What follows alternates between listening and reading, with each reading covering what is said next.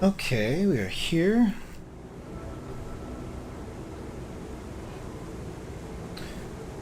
Okay, we are here. Let's do this.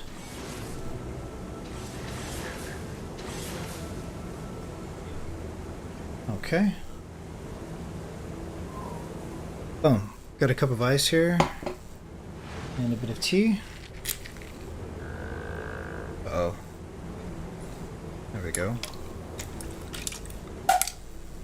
Kind of making a mess over here.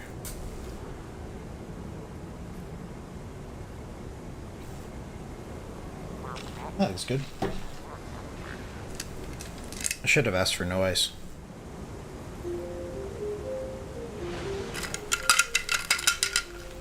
I was greedy. I was greedy on pouring my cup of ice here.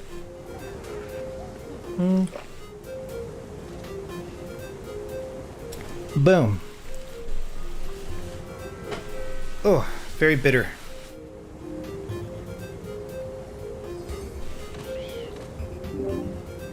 Hey, Dory. I'm back. Welcome back. Yeah.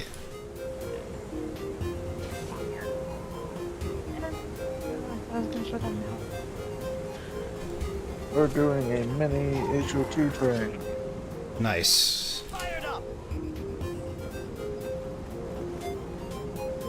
May I get an invite? Do you need an HO2 train? HOT train like You're right. HPs? Yeah. Yeah. Ah, okay.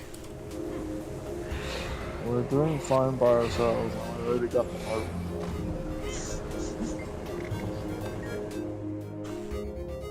That's smart. So, you could join in for the rest of it. I don't know which account you're on, by the way. Oh, my ult. Okay.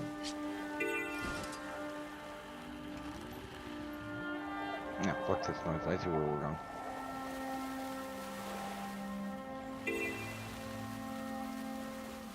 Oh god, it's already here. Okay. We're gonna let it time out. Because we ain't killing it in a minute. The angry Zupa. Yeah, just get back on your sky scale, Miki. And just hover over here. I'll go have a cigarette piece.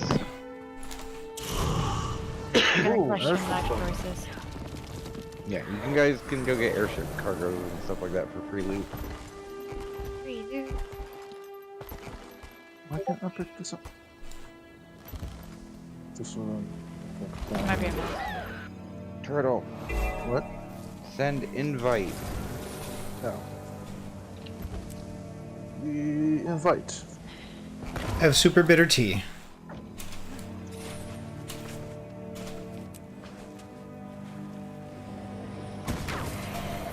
Anybody sticks their nose in our business gets laid out and murdered. Fired up!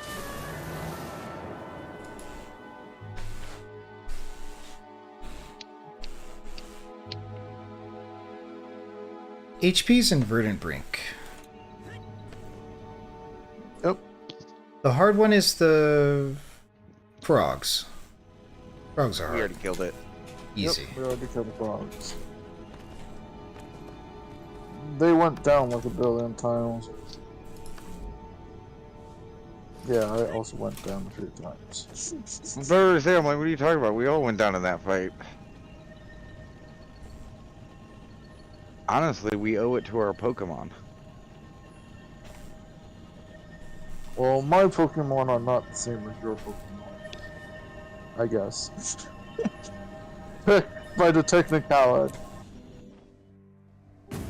Because mines are not Pokemon, technically. Nah, they're Pokemon. I think this guy Cash, is... every ranger is a Pokemon trainer.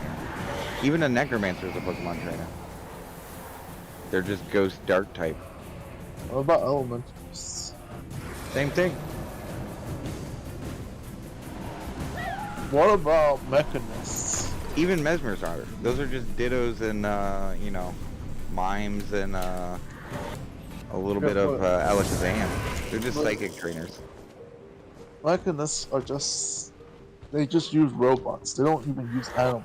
No. They're Pokemon. Hello. The bombs are just electrodes.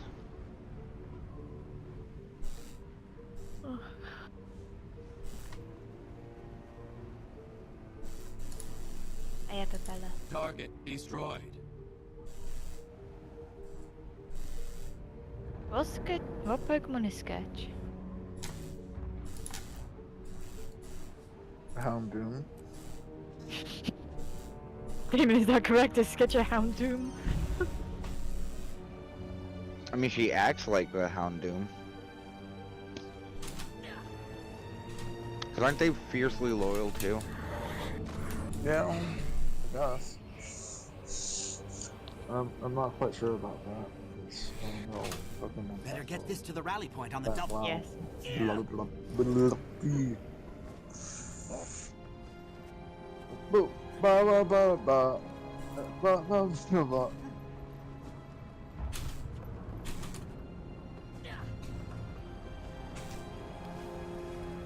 Also, getting an Articuno saves me from having to get the Zubat mount, which would be way more expensive.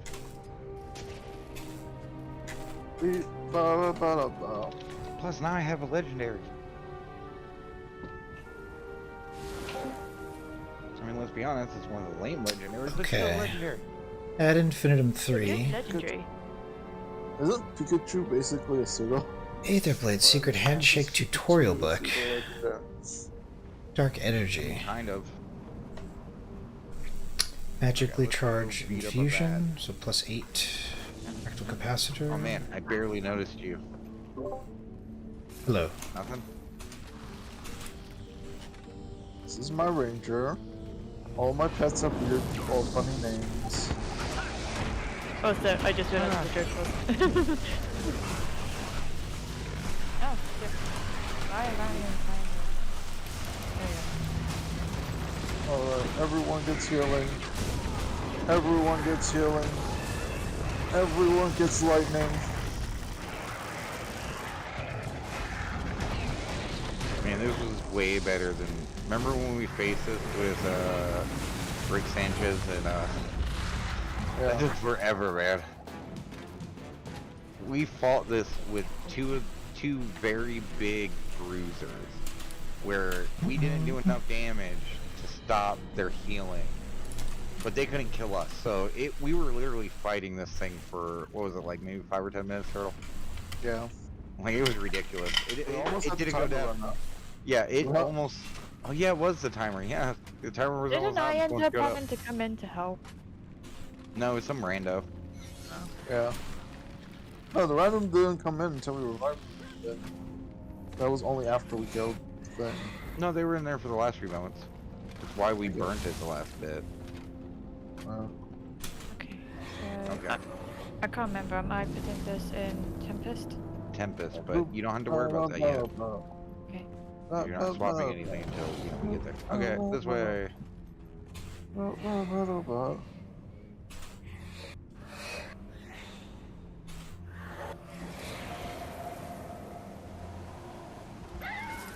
Koala, have you found a new war claw? Nope. It is fucking amazing. I haven't unlocked it yet. I still need to finish the reward track in World vs. World. I was gonna say, do you have Jamfer? I do not on either account. I need to finish Soto on the alt before I get to it.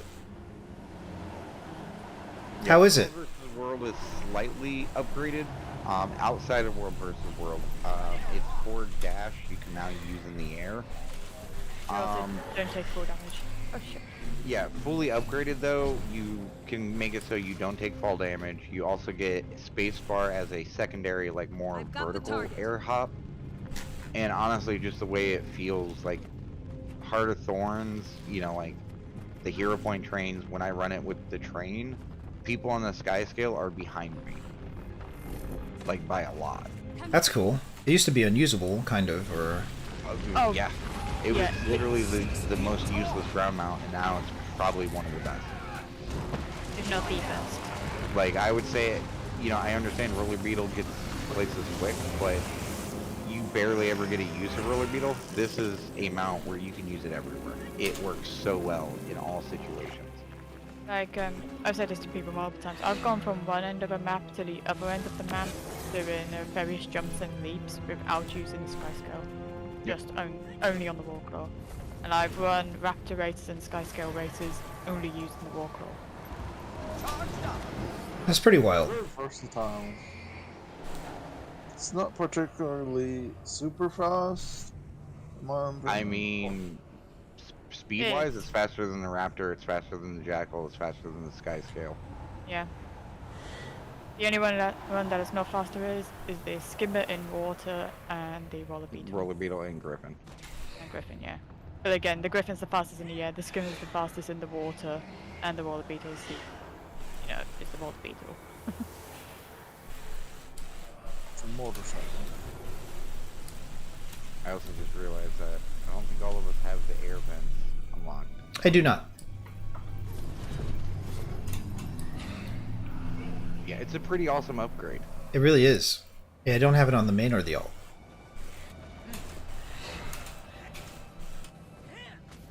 I didn't even know that thing existed until Turtle showed it to me.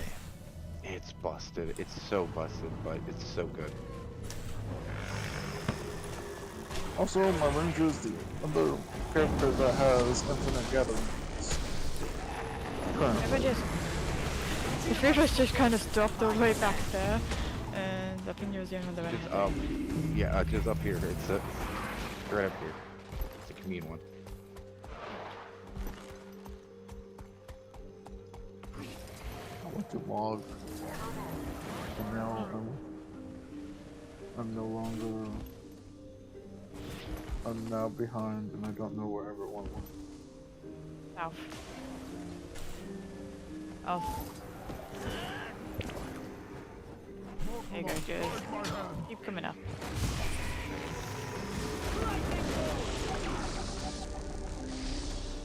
Climb! Climb, dragon, climb! Oh, that's why, because you're above me.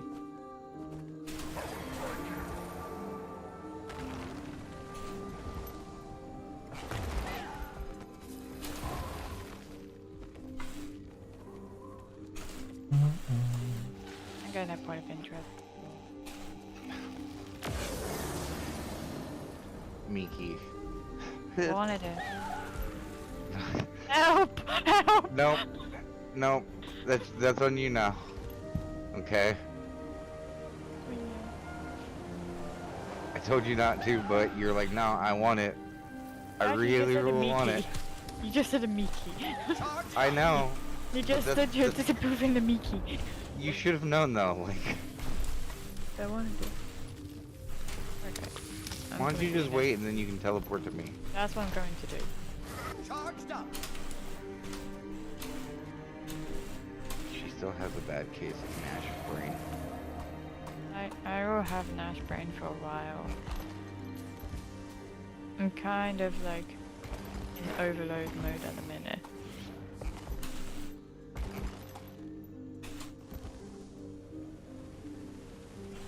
I forget how dangerous everything feels in HOTS. Oh yeah, I love the place.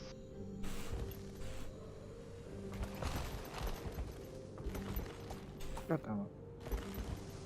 I failed at using the Griffin. I'm sorry, Danny. It's fine. I just flung myself over here using Bond of Face. Well, I'm actually kind of proud of myself. Also here, Miki.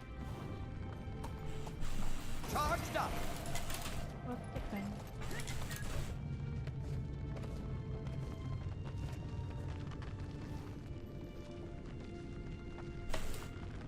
Yeah, I love Heart of Thorns for that. There's so many great spots where you can just like be on a sky scale or something, know where your point is, and like I'm just gonna Bond of Face it.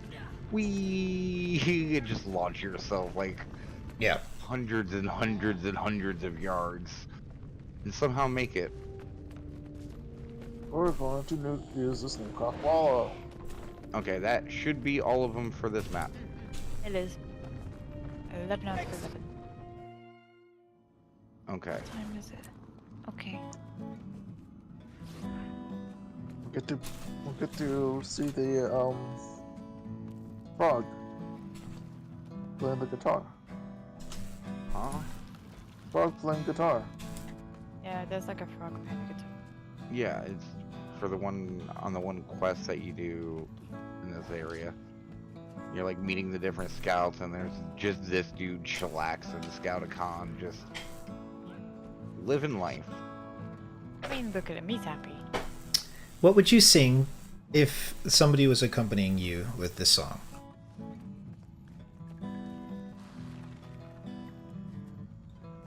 I feel like I'd be some like folk song type thing. Nah, in my brain, it's like the guy's really annoyed about just how like all there is plants, it's just stupid fucking plants, even though it's like this like really nice like soft catchy thing, like it's the only tune he knows, but he's upset because all he has to do is sit here and stare at plants all day. Nah, I feel like it would just be something that's like about the jungle and all the bugs.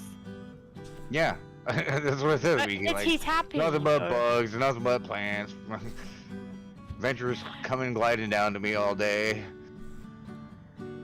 I know he looks happy, but you know, that's just because he's really high, Amiki.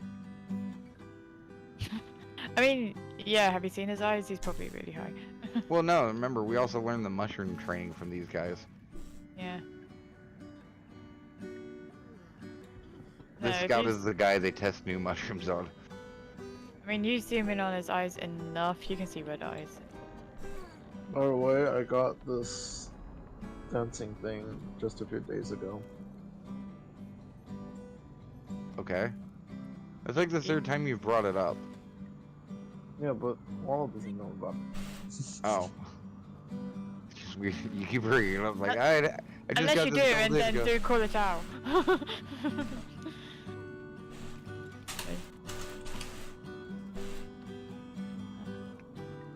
I'm just gonna be. Okay, next area. How long's the next area gonna be? Super easy, barely an inconvenience. Really? Yeah, because we're gonna swap over to Sotang province. I thought we were going to North Mason. Oh fuck that noise! Too many of those rely on like just annoyances and other stuff happening. After that first map, which honestly is, I know there's the couple that are kind of annoying, like the frog and the bat, but the rest of them are relatively easy and quick. Like you just swoop down and you get them. I got 6 minutes before I can use teleporter. Thing. Don't you have an instant like consumable one? No. You don't have any? Right. Oh, I do. Okay, I was I remember that I got very something concerned. from the chest from the. Remember, because we She's made the- fun about I had a useless item. Yeah. Just use the armor stone portal spell. I don't have that. Plus, this gets us directly to, you know, here. Oh shit, I didn't. Also, I like how it's called an orange thing, but you're yellow, right? I mean, yeah. And there's no ifs, ands, or buts. You're yellow. Yeah. I wish don't put the spoon. I'll keep it on my their interface now. Did you grab this, Mickey? I'm still loading. Oh. May I have a waypoint, please? Yoink. Thanks. Actually, Yeah. we've already been moving. Actually, no. We're gonna go that way anyways. Doesn't Mickey have mislock? Nope. No. Do you have any other one? She doesn't technically need mislock. Doesn't the other places also have a teleport thing? Yeah, but I does she have any the other Royal one? Center train. She has the Royal Terrace. Royal Terrace one, yeah. I had to use teleport. Charged up. I did EOD on my Mesmer. Oh, I've done EOD on everyone. Charged up. I That's even very have strong. Map completion of EOD on my engineer.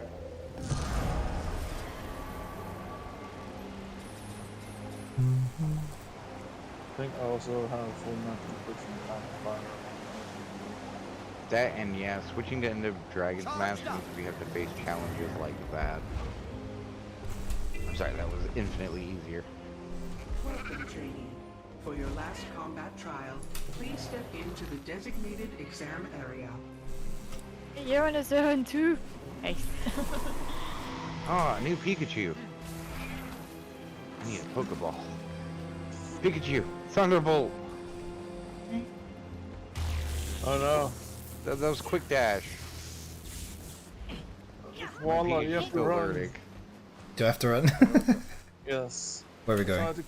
They're trying to enslave you right now. No, it's fine. I'm out of Pokeballs. To begin your But final later. test, please move forward to the exam. Must be wary. To wiggle.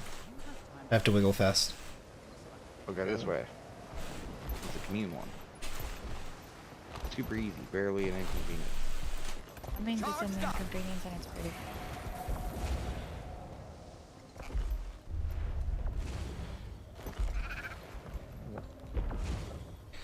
On the main, I did map completion on one character and then teleported to friend for each one of the other characters to get into each map. I can get one of the orange weapons.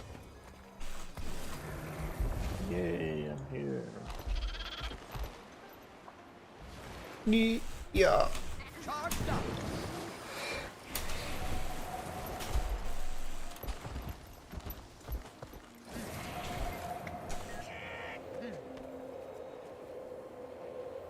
Okay, Minky. Girl. Sky scale. All the way up.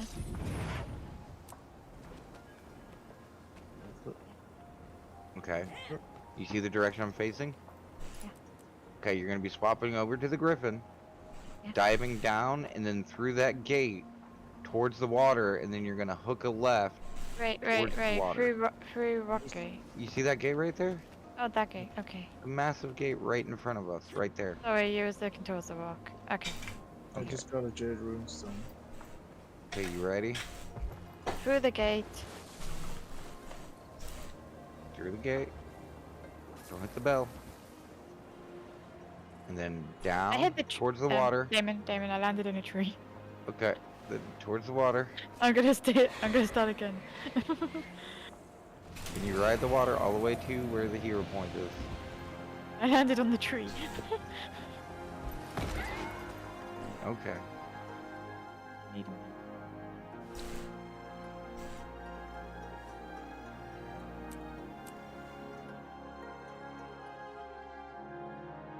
I hit the same tree. You might want to hurry up. Someone's fighting the pack, so it'll be clear. So you know. I'll try one more time, and then if I hit the tree, I'll just give up.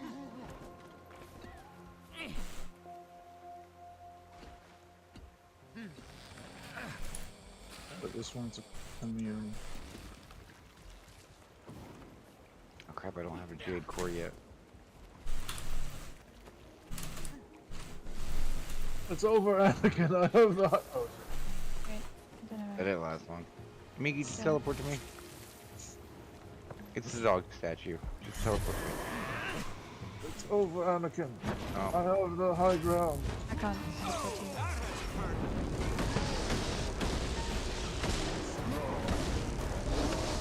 Hey, use your skimmer to. I am. I come.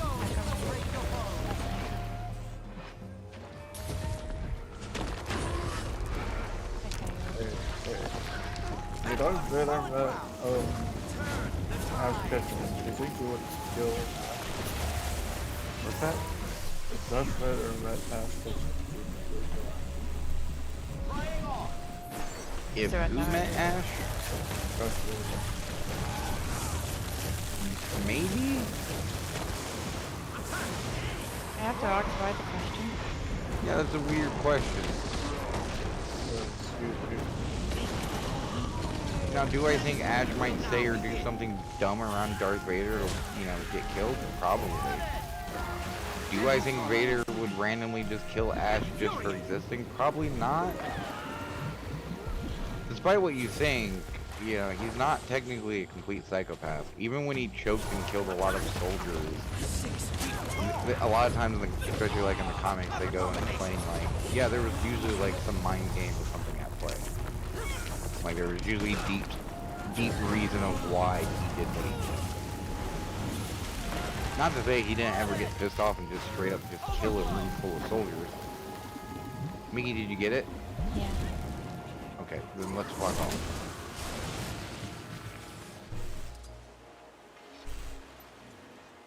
Ugh. You're the hero, War Turtle. There we go. Pidgey, let's go. To use this surf. Yeah, Pidgey, use the surf.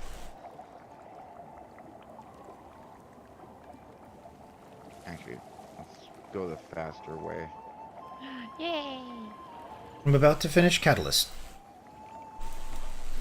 I'm able to hop on this thing? Yeah. Hey. Each Like year and step the boat goes five-person? faster. What is Turtle doing? I don't know. Can turtles being turtles. Turtle, mean turtle. Yeah. Turtle, here. Look. Get in. Did you commandeer the ship? Yep. Detective Pikachu showed him his badge. Oh.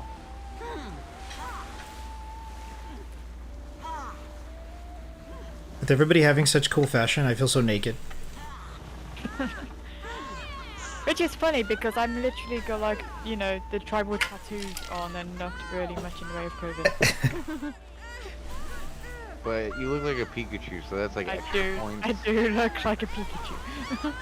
Especially the more zoomed out I am, the better it looks. Oh yeah. I know I got the red cheeks and the fluffy bits of the ears, but it's the only really good place I can stick them. This looks so weird. Better than everyone jerking off on the boat. Yeah, I tried to do that. I couldn't do it. I got like that, but it's not really shareable. Some of the emotes for some of the races straight up looks like if you spam Oh, it, yeah. that someone's just, Human and non definitely. yeah.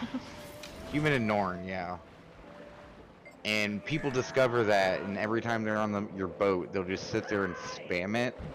And I've been on full boats where it's just a bunch of people doing that. I'm like, guys, I have to clean up after. This ain't funny.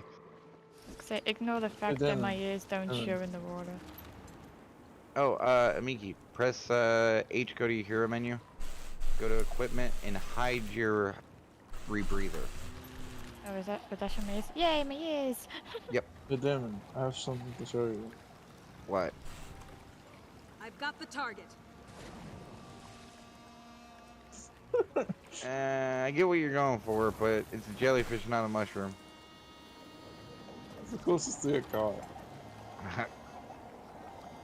Oh, wait, do you want to see what I got for ride? What? Turtle.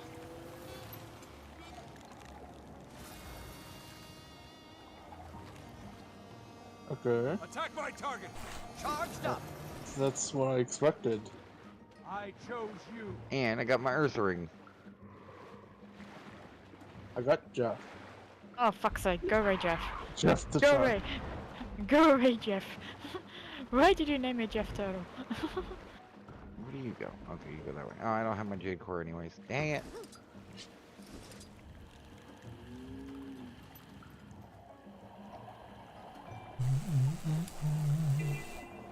He's been Jeff ever since I got him.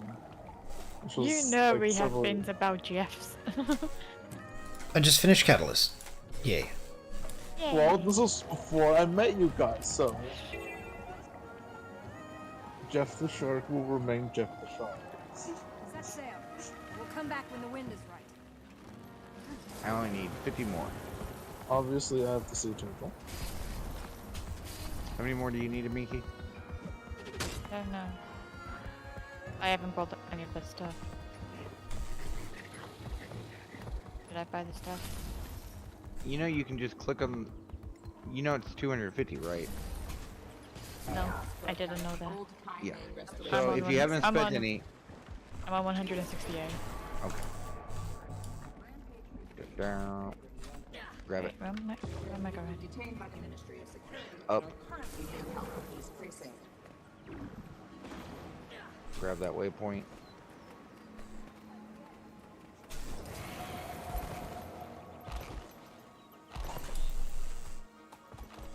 Then we go up this nice casual path. Up the waterfall. Isn't it so pretty? Alright, we're gonna have to take a good picture.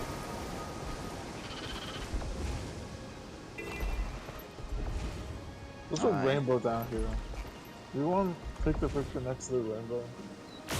And so over this way, Damon just ignores me. yeah, that's how I avoid my problems. We're taking a group photo.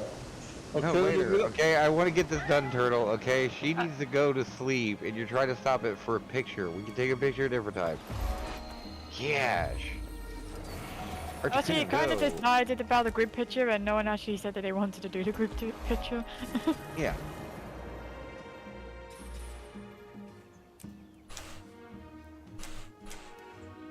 Okay, War Turtle. Distract. Oh god. Start shooting me already. Good job, War Turtle. Just come in and commune. Ow.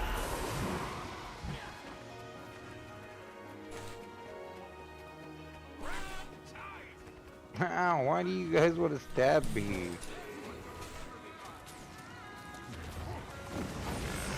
I will protect. I will protect, except I'm loaded. Okay. Everyone got it? Okay, fuck off with the stuff. Wee, this way. No, it's dead. Ooh.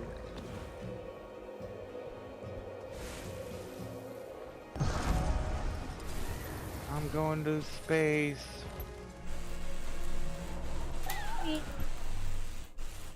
Fly the speed of light, I wanna go.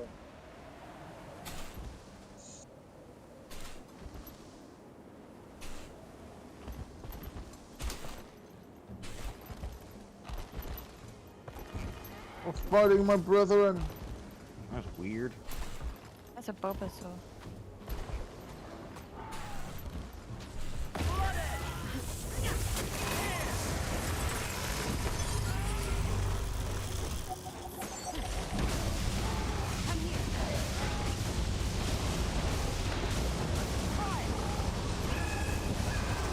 Yeah, get him, Aegis Slash.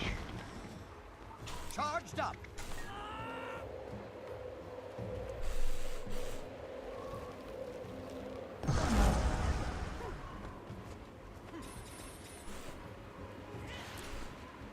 Up over there. I need to find it.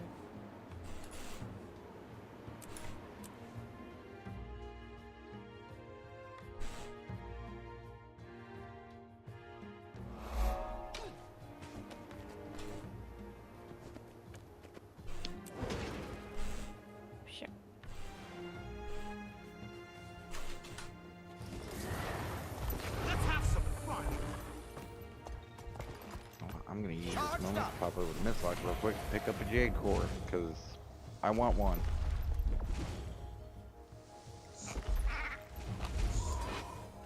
Can't not have a Jade Core in my characters.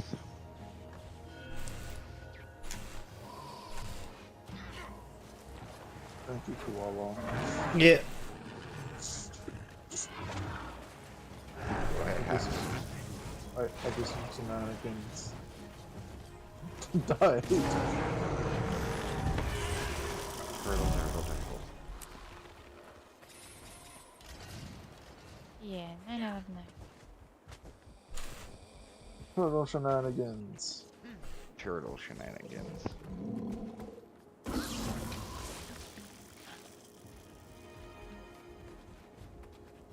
Severe weather warning. I'm nigh invincible.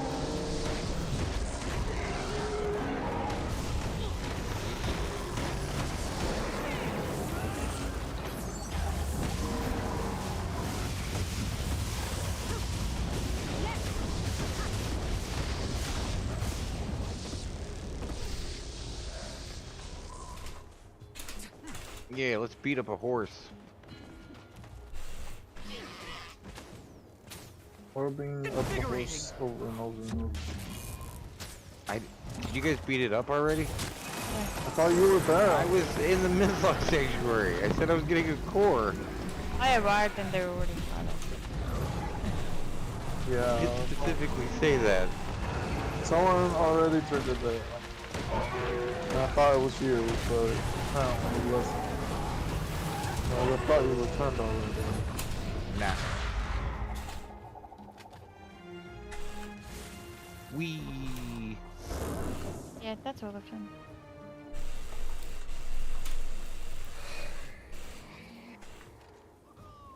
Wait, why did you commandeer a bird? You could just get a good one. But no, you have to commandeer it for the locals or whatever. I mean, it's his bow.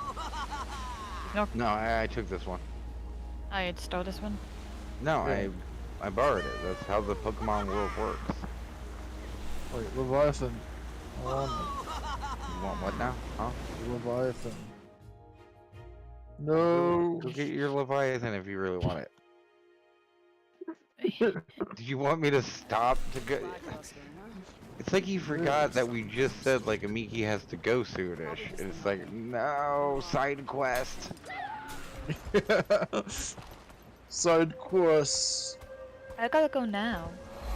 You gotta go now? 1 a.m. Okay. I has to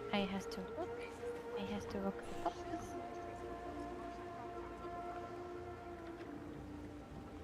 I've got 208 hero points. I got it off.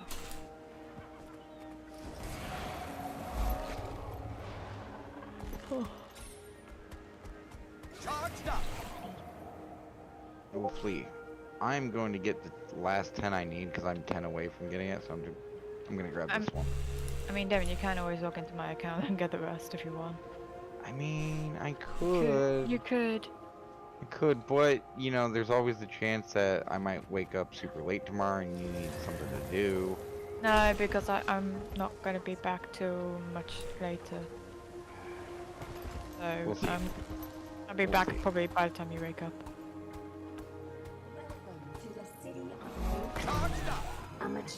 Because I will be finishing the dog walks at 4 p.m. and then it takes me over an hour to get home, and then it'll be 5 p.m. and then it will be dinner.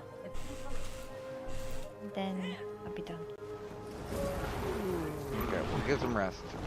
Yeah, you all has a good night, or good days, or whatever time zones you're in. Adios. See you. Charged up. What the heck kind of hat is this? The crown of Urgaz? It's like a bear, pig, weird mask. I love it. Especially with the coloring I have on it. It looks redonkulous.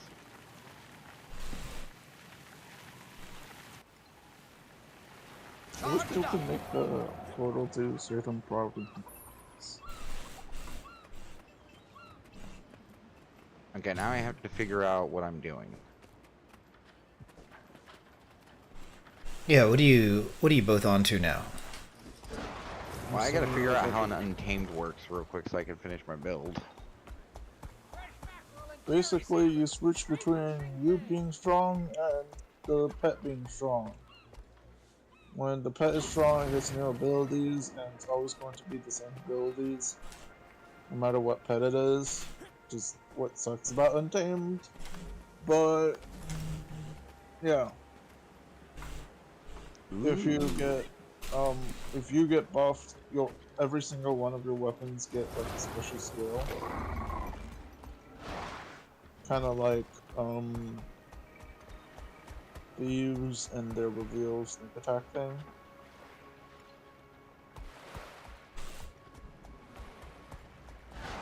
But yours is on a cooldown. A fairly long cooldown.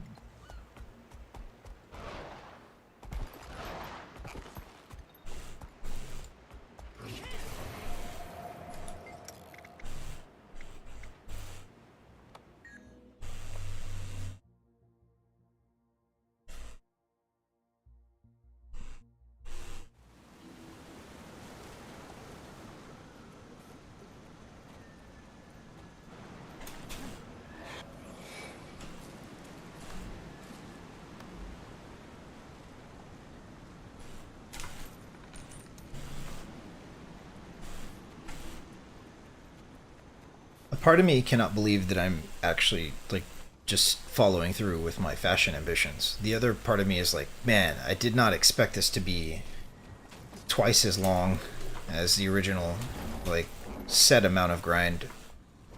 So I'm just like feeling pretty bad about it. Doing it. Feels bad though. See, I gave up on feeling bad a long time ago after like number 10 cosplay. Mostly just because when you have it all put together and it's like, oh man, it feels good, right? I found a veteran sea turtle. I found my brethren. Damon, I found my brethren. I'm glad you found your brethren. Quite a reward. Yes.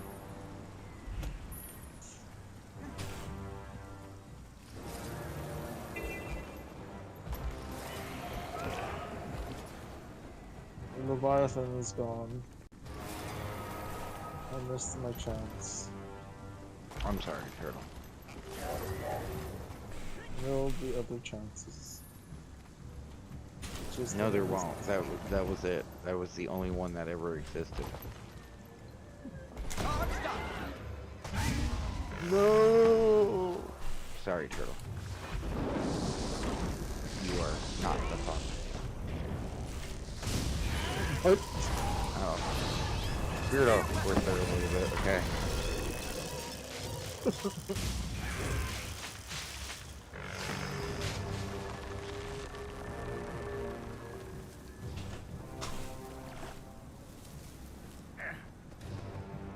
I wanna be everywhere, boss. No one ever was.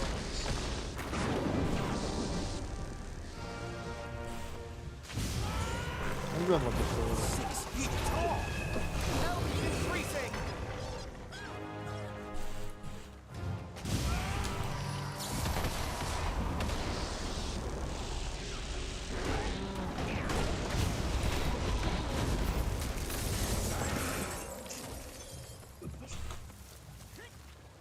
Charged up. Okay, I'll do that one. I'm lightning bolt. What's the point? Oh yeah, it's again the 25 custom I suppose resources. it could be an imposter.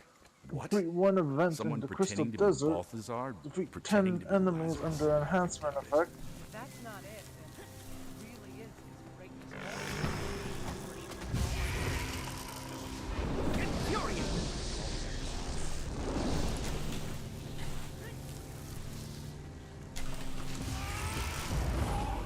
Severe weather warning.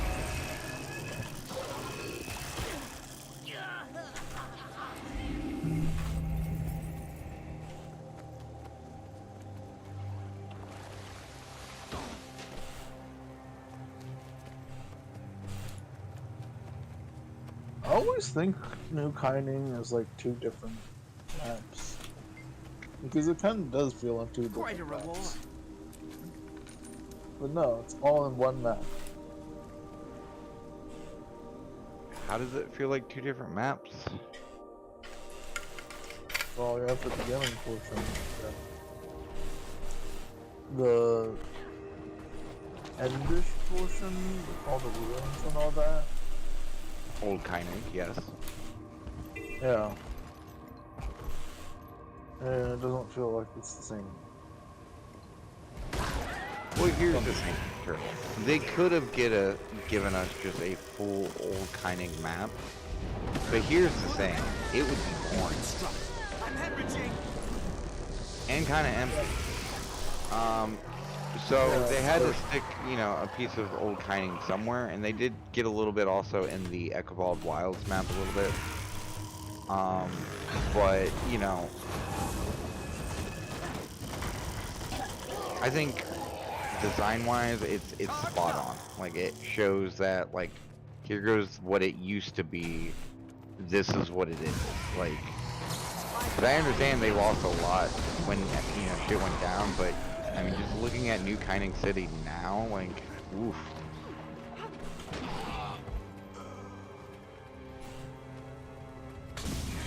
I don't know, it feels like 2 different maps. And sometimes I just mistake it for 2 Charged different up. maps. Yeah, but where's the part? Just the Old Kyning part and then the rest of it? Well, it's not even particularly that, because it doesn't... It just kind of gets muddled in my head, I guess. Do you know what I think it might actually be? But Is a lot of other maps, you probably forget most of it, but then remember distinct parts of it, right? yeah. This map is just one gigantic city. Yeah.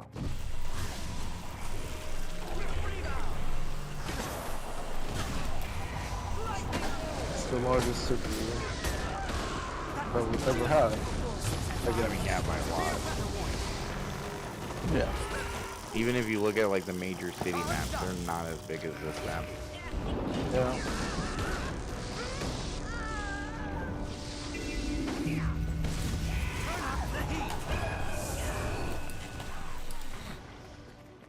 Like, you could stick the entirety of Divinity's Reach just in like the front end of this map.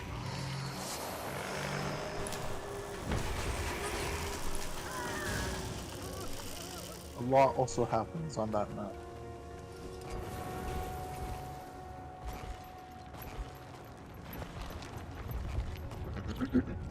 Has anybody done Warbringer? No. I haven't even tried to get Warbringer yet. I spent so much time in World versus World, and I got it, but I don't really understand exactly how long it would take if somebody was like trying to grind it.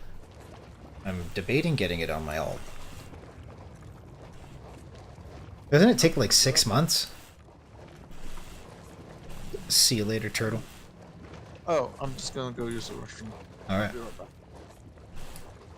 I'll be honest, I haven't looked into it too much just because I don't think it looks that great. And I'm the weirdo who really only cares about fashion. Because fashion is not just enough to look around.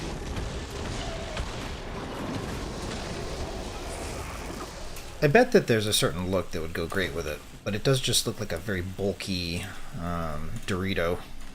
Yeah, like if you're doing like a Char or like a big bruiser, or almost like Warhammer kind of vibe, sure. But even then, like for that style, I think there's better ones you can get that are non-legendaries. Charged up. The glider is really nice. I'm nigh invincible. And the glider's kind of. Has chains and fire and like an exhaust noise when opening. Yes. I miss it, but it's like impossible to get.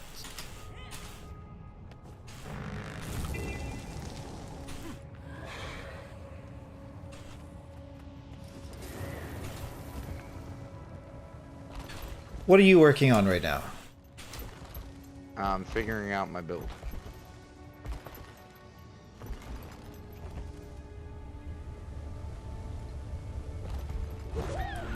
Fired up! Vitality restored!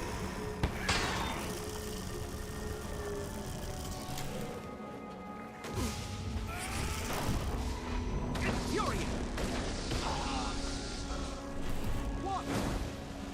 I lie invincible. Ready to rock!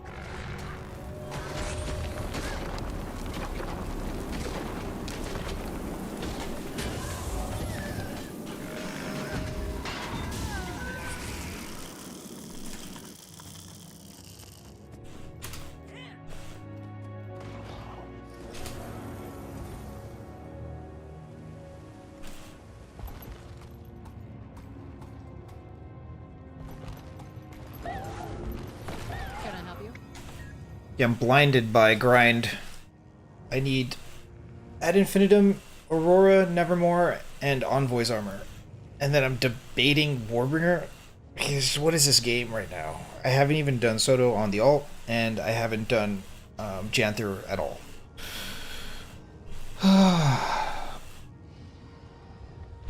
Kind of wish I never had an alt account. None of this would be happening. Greetings.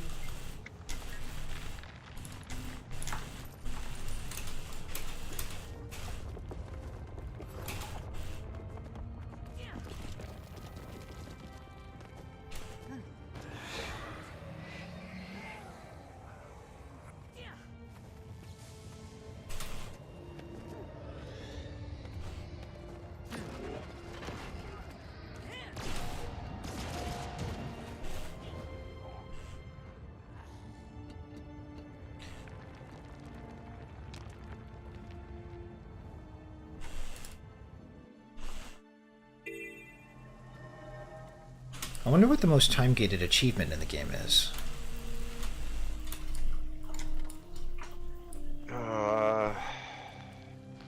Time gated. See, that's a weird thing to say now because what used to be time gated isn't as much anymore. Because for many years, like the ways that you got like provisioner tokens, right? Like for many people that wasn't time gated because a lot of the materials they didn't have, and a lot of them was like, hey, you can only buy one a day, right? Yeah. But now with all, Soda has a bunch of ways, Heart of Thorns has a bunch of ways, like every expansion having a bunch of back, provisioner tokens, and now there's a few places where you can buy more than one per day. That's not really a time gating. So actual time gating.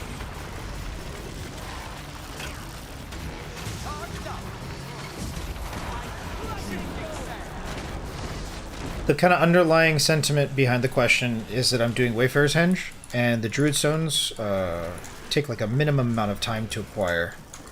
It got me thinking.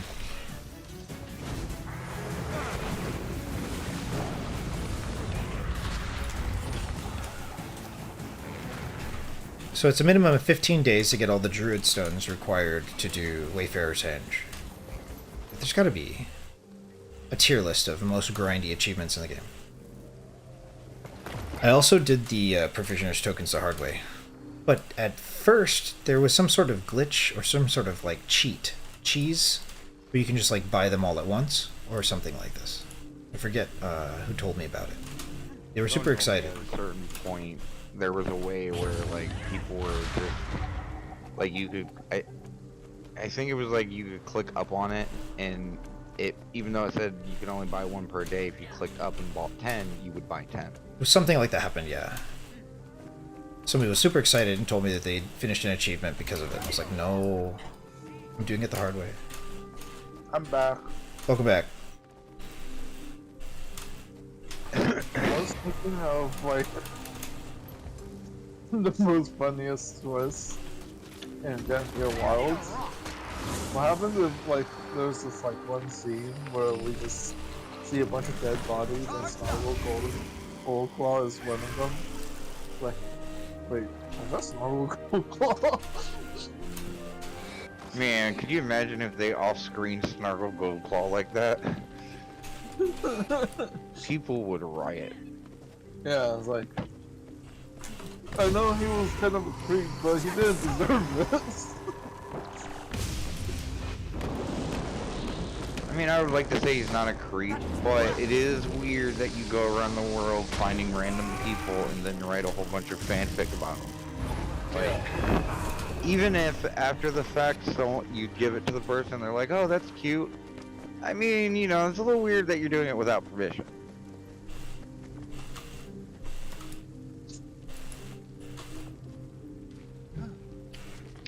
You remember Snargle Goldclaw, right?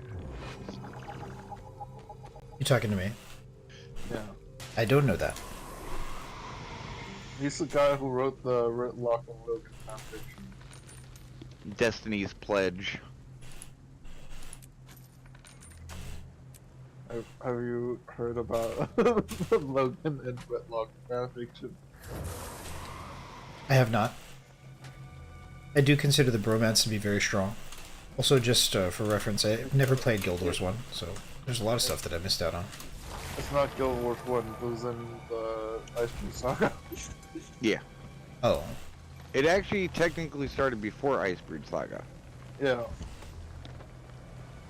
Basically, many years ago, it would have been years before I started too, so before Path of Fire. It was probably in like Heart of Thorns or something. Basically, players could find a book series or like, you know, inserts from a book series called Destiny's Pledge. And it was all about Destiny's Edge, but in like interspecies romantic relationships. And it was just, that's what it was. And we find out that the author is Snargle Goldclaw, who you meet in Season 1, who was a soldier. And then from there, he's just sprinkled throughout, like, the expansions where you'll occasionally come across his works, and, like in Janthier, he's done a whole new series based off of things he's seen in Janthier. So you get to read about, like, characters that you've been around or people that you meet, and now you get to read fanfic about them. Yeah. And it's not like the notch dirty kind. It is not safe for work. Why am I having Kakashi and Jiraiya flashbacks? It is basically like their type of, like, writing. Yeah. It is technically safe for work. It's just very, very... Suggestive? Yeah, it's yeah, it's a writing.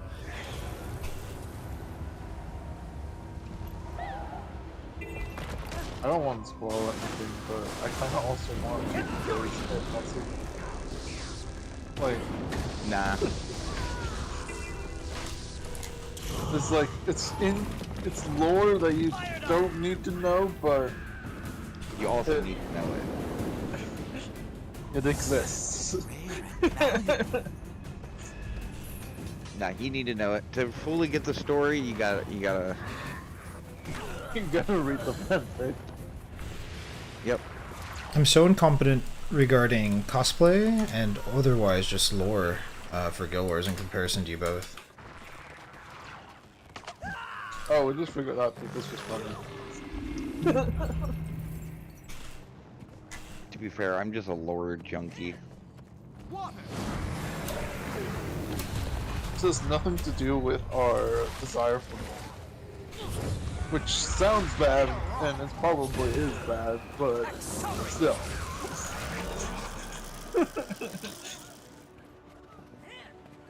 It's funny though, literally they release content and updates and expansions without Snargle Goldclaw, and then immediately literally start going like, wait, something happened to Snargle Goldclaw?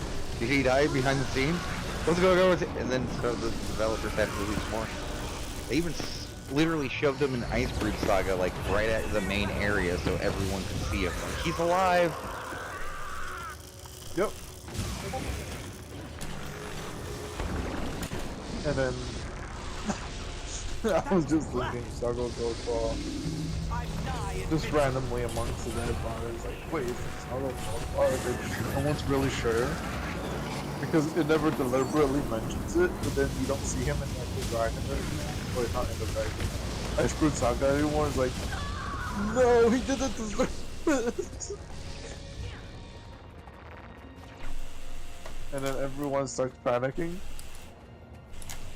This is exactly what I think would happen. David, do you think that? I don't think that's what happened. Let's hope not.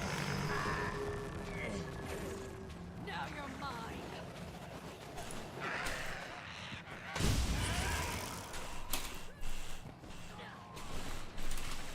Alright.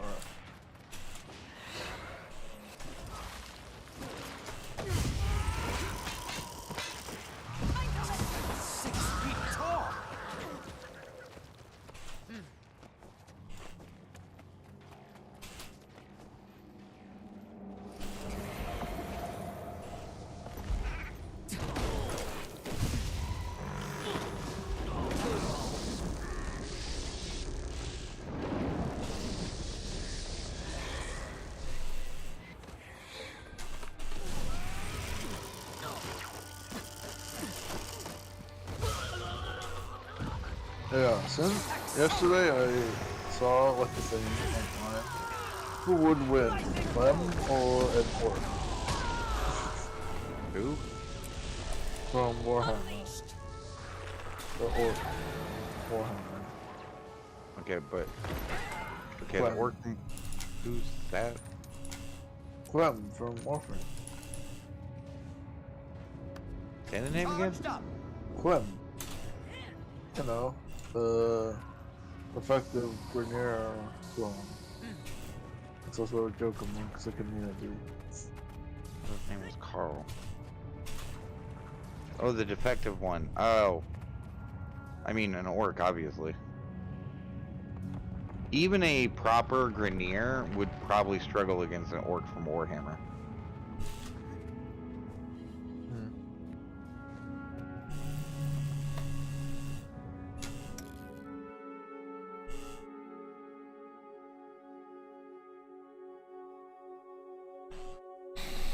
Now, would a Warframe do well against, you know, like the top end of the Warhammer universe? I mean, We're yeah, just there'd be talking about Snargle Goldclaw. I found Snargle Goldclaw. He's the saving problem.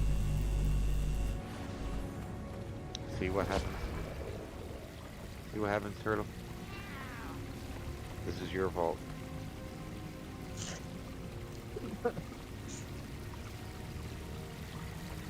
You manifested this.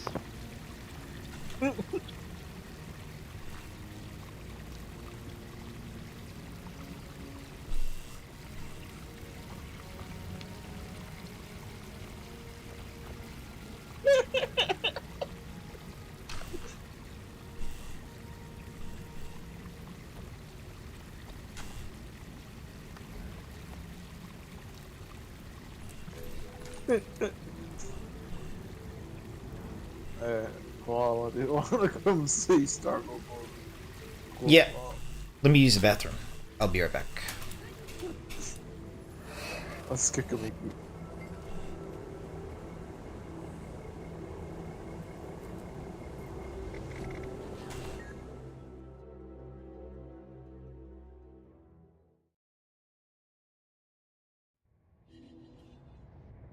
No, Mickey's not coming back.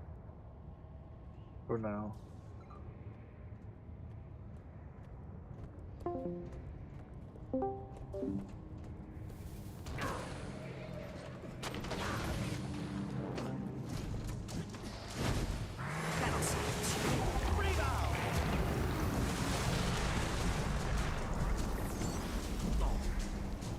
Ready to rock.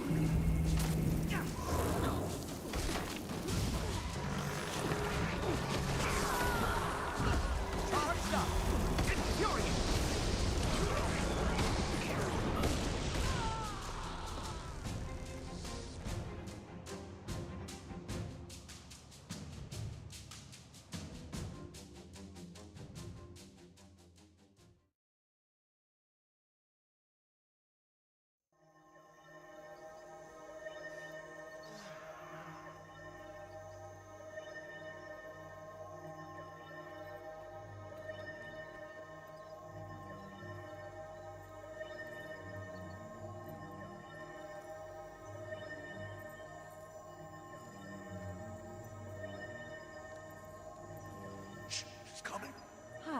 What were you talking about?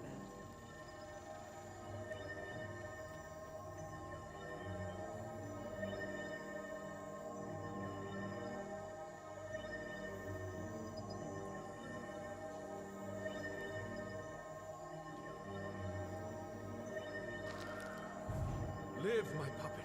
Live!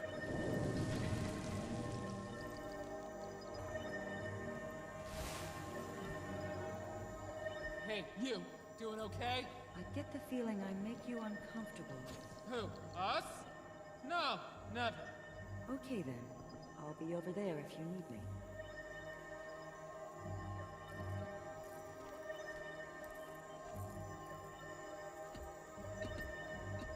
Good hunting.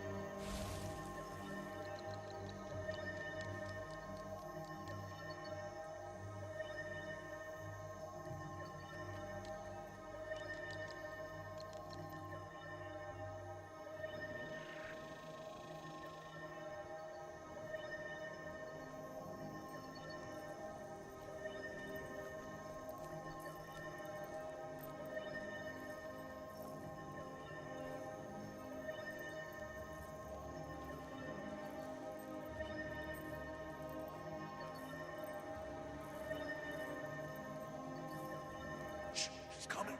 Hi. What were you talking about?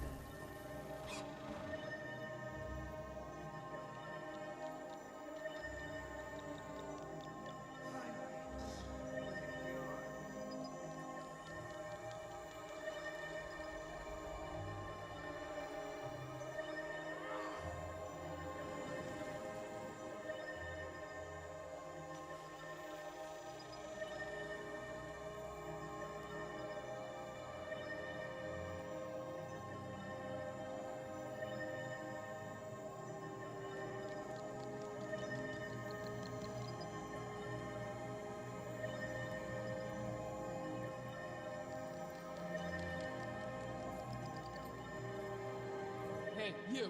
Doing okay? I get the feeling I make you uncomfortable. Nah, no way. Okay then. I'll be over there if you need me.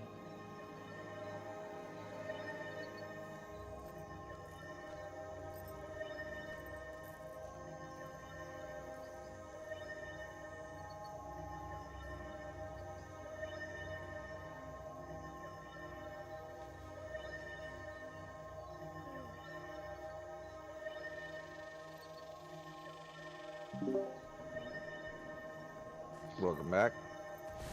Hey. I'm thinking of a new name. A Blue Noah. It has to be something that references those. Or it has to be a good joke. Hey, Turtle. Yeah. What did you want me to see? Oh, it was We found the NPC Snuggle Gold. Oh, Snuggle Gold. Donde está? So if you want to come meet him, he's up here.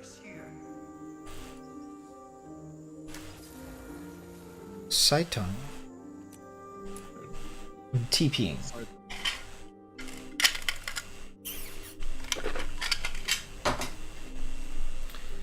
This dude.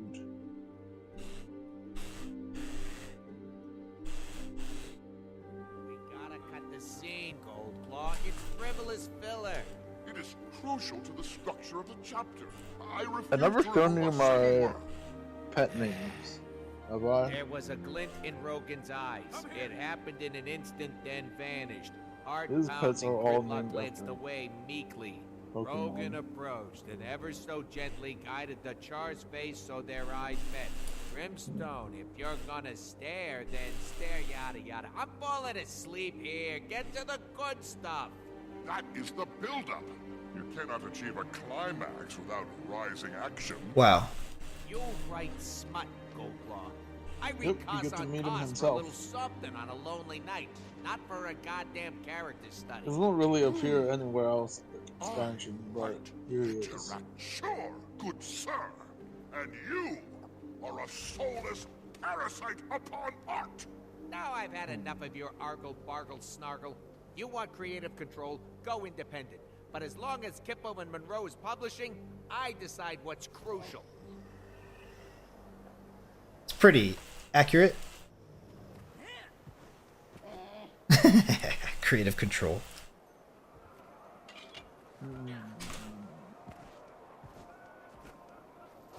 Never played to the gallery, as David Bowie said.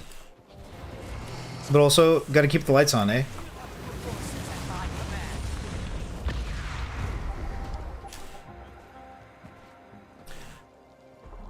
Are either of you working on Envoy's Herald, or, sorry, Envoy Armor, by any chance? No. Honestly, if I'm going for the legendary armor, probably gonna go for obsidian. Yeah. For fashion, any connoisseur Obsidian. should at least have the breastplate, and this is a tip, friendly tip, for the Envoy armor, light, medium, heavy, because of the in-combat animations that are unique per.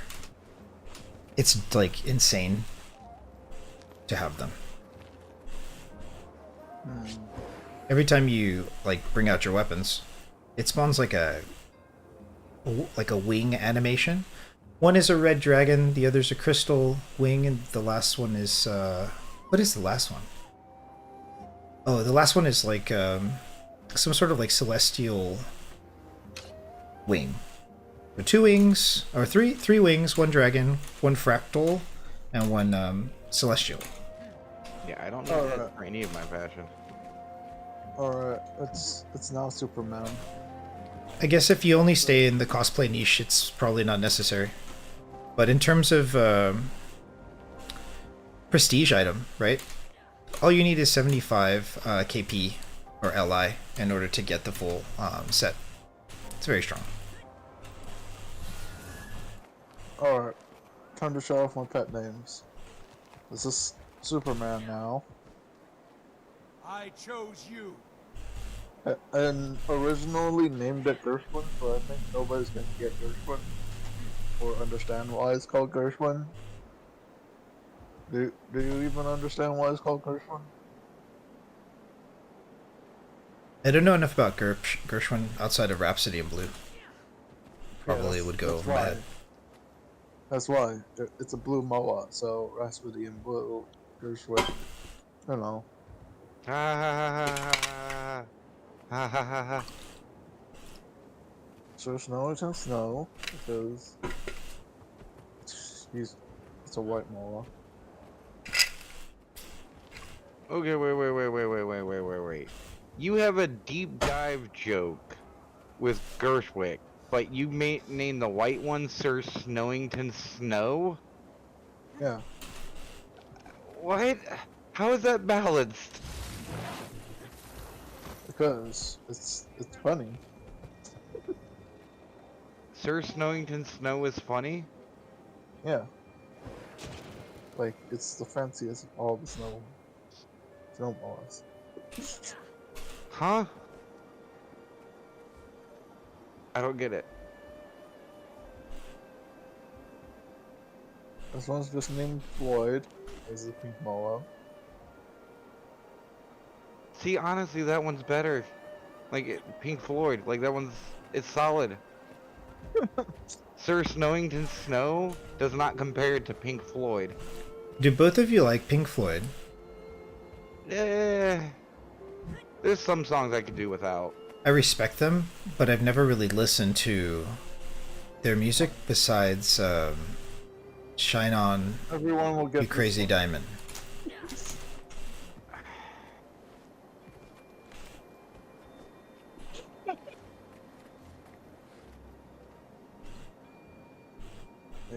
You'll see it's name, right?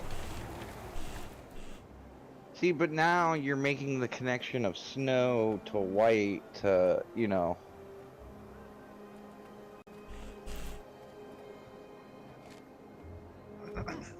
Because my first thing was John White, but that's not it, is it? No. It's Jon Snow, isn't it? Yeah. Guess it also depends what angle someone comes up at.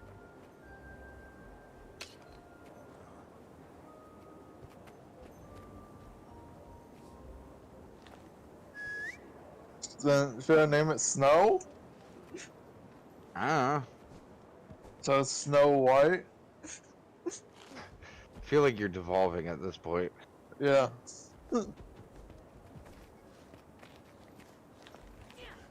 Scarlet Meyer. I have a Charmeleon. It's Scarlet but a Moa, so it's Scarlet Meyer. Meyer.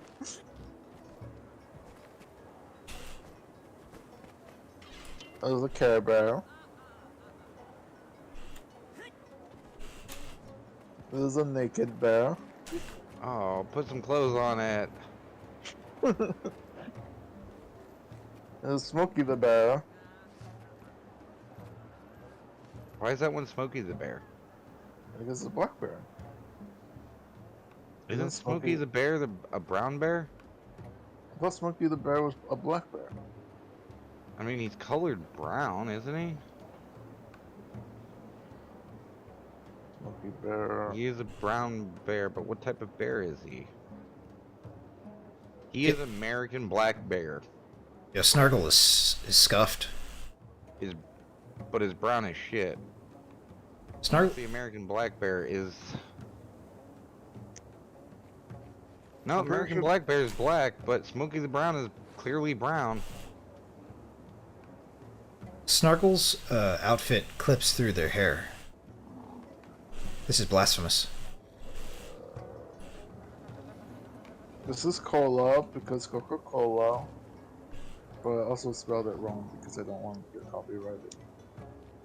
Why would you get copyrighted? I don't know.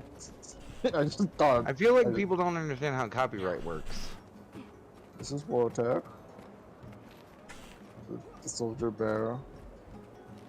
From I forgot where it was. Was this Sweden? Or Scandinavia or whatever. I take my leave. I cannot compete with your fashion sense. Jack the Ripper. You see what you did, Turtle? Tom the Jerry. Tom. Why is his name Tom?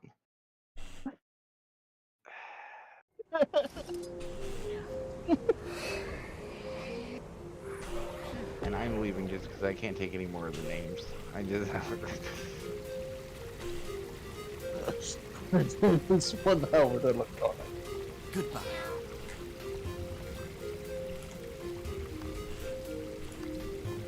Maybe I should work on rename some of these. My ranger is a space pirate. All of the pets are named after famous dead pirates. But now there's a lot new pets and a lot of new pets that I will have to name again and collect again. How many new pets have come out of Soto and Janthier? Soto has 3, Janthier has 1. That's not bad. Goodbye. So total 4. You have the Spine Gazer, the Sky Chalk Striker, and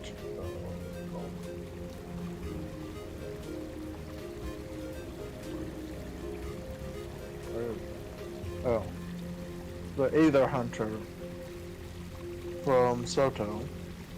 Mega sure. And you have a Juvenile Warclaw from Janthier.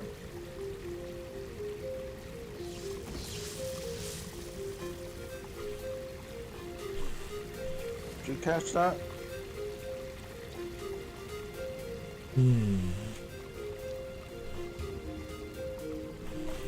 No. The nefarious baguette is now offline. My rifle. What do you have a rival in? He force feeds me straws and frames. What? Yes. I have feel a like I rival. lost brain cells or something confused me just now. Like, I know the words you just said, and I heard them in order, but my brain just can't, like... We have a rivalry. And it's about shoving straws in each other? Yes. Well, not shoving straws with each other, but like, he doesn't like me. Well, quote unquote. I don't think that's a rival, that's an enemy turtle.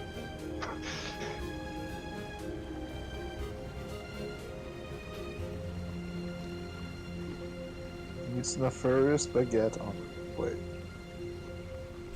And yeah. I feel this is a very weird rival that I was not prepared for.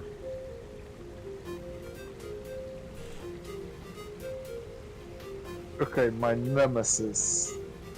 You know, Is that- that's better. Yeah, that's better. Yeah. He's my nemesis. And again, your nemesis because you guys shove straws in each other. Not particularly in each other, but like So just it's only a me- thing of him shoving Right. straws into you. Yes, and then me trying to eat him because he's a baguette. I find it weird that a spaghetti is trying to shove something spaghetti shaped in something's mouth when they're trying to eat it. It's Also, what type of kink website are you posting on? we just keep going to the we just keep going into the same stream in Guild Wars, and then we just kind of developed a rivalry because we keep going to the same stream without knowing each other, and then we started knowing each other, and then yeah, it still keeps happening. How is it the people I run into on streams are like, me and them are like helping out Guild Wars players. We're all like, hey, oh, hey, Donut, hey, Tweedle, hey. We're all cool with each other. You know, we're not shoving stuff in each other. Well, you've never met someone who hates turtles. Why would someone who hates turtle affects me? Well, Brain hurt. Brain hurt so much. only me, because I'm a turtle.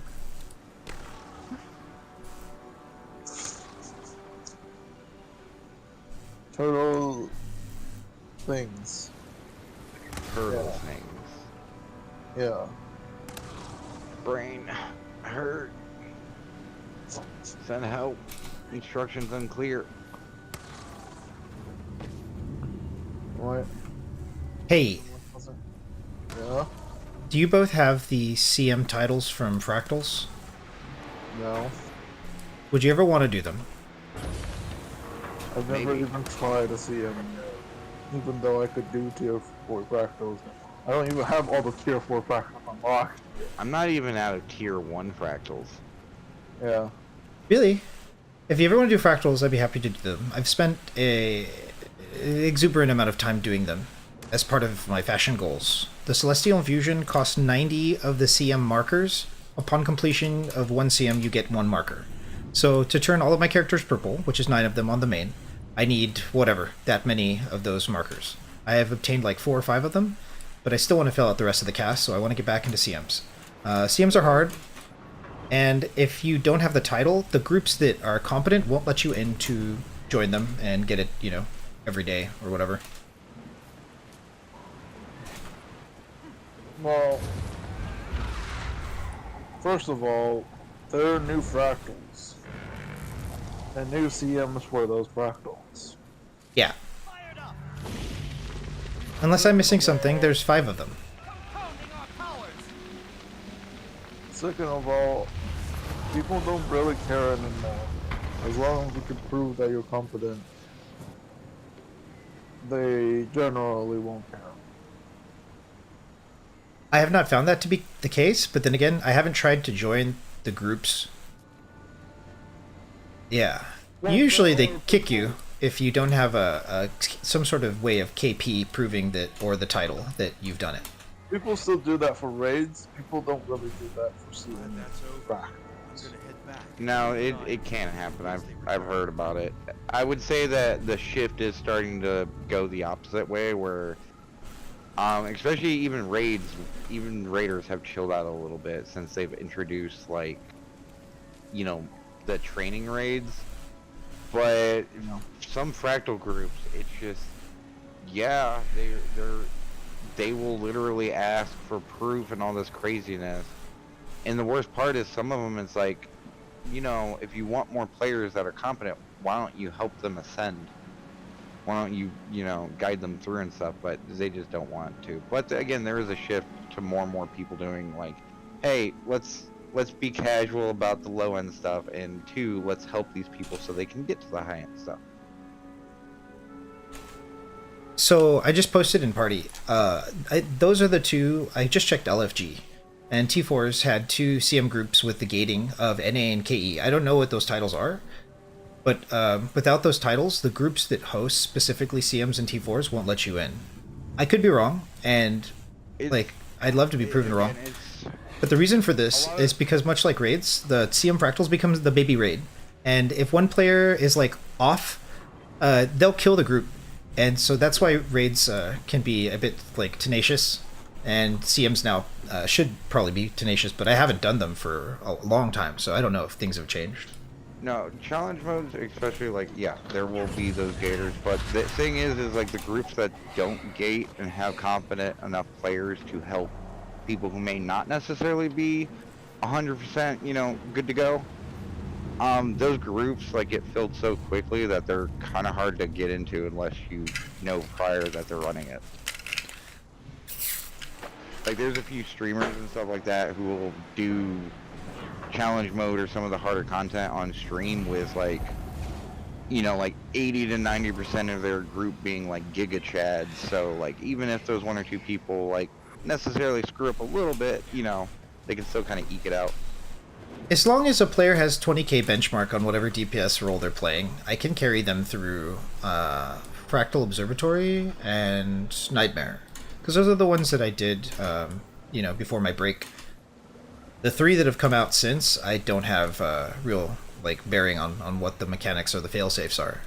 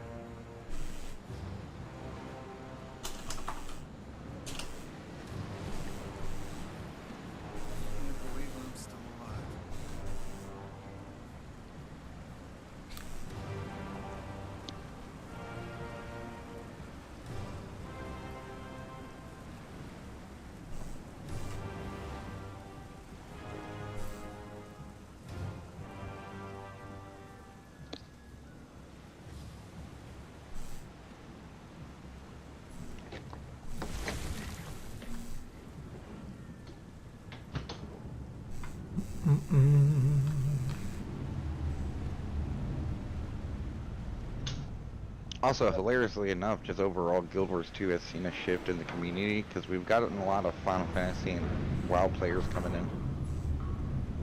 Yeah. And hilariously enough, they overall find all of our content way harder than their games. Unnatural. It's like a fly buzzing around my head. Which is kind of hilarious.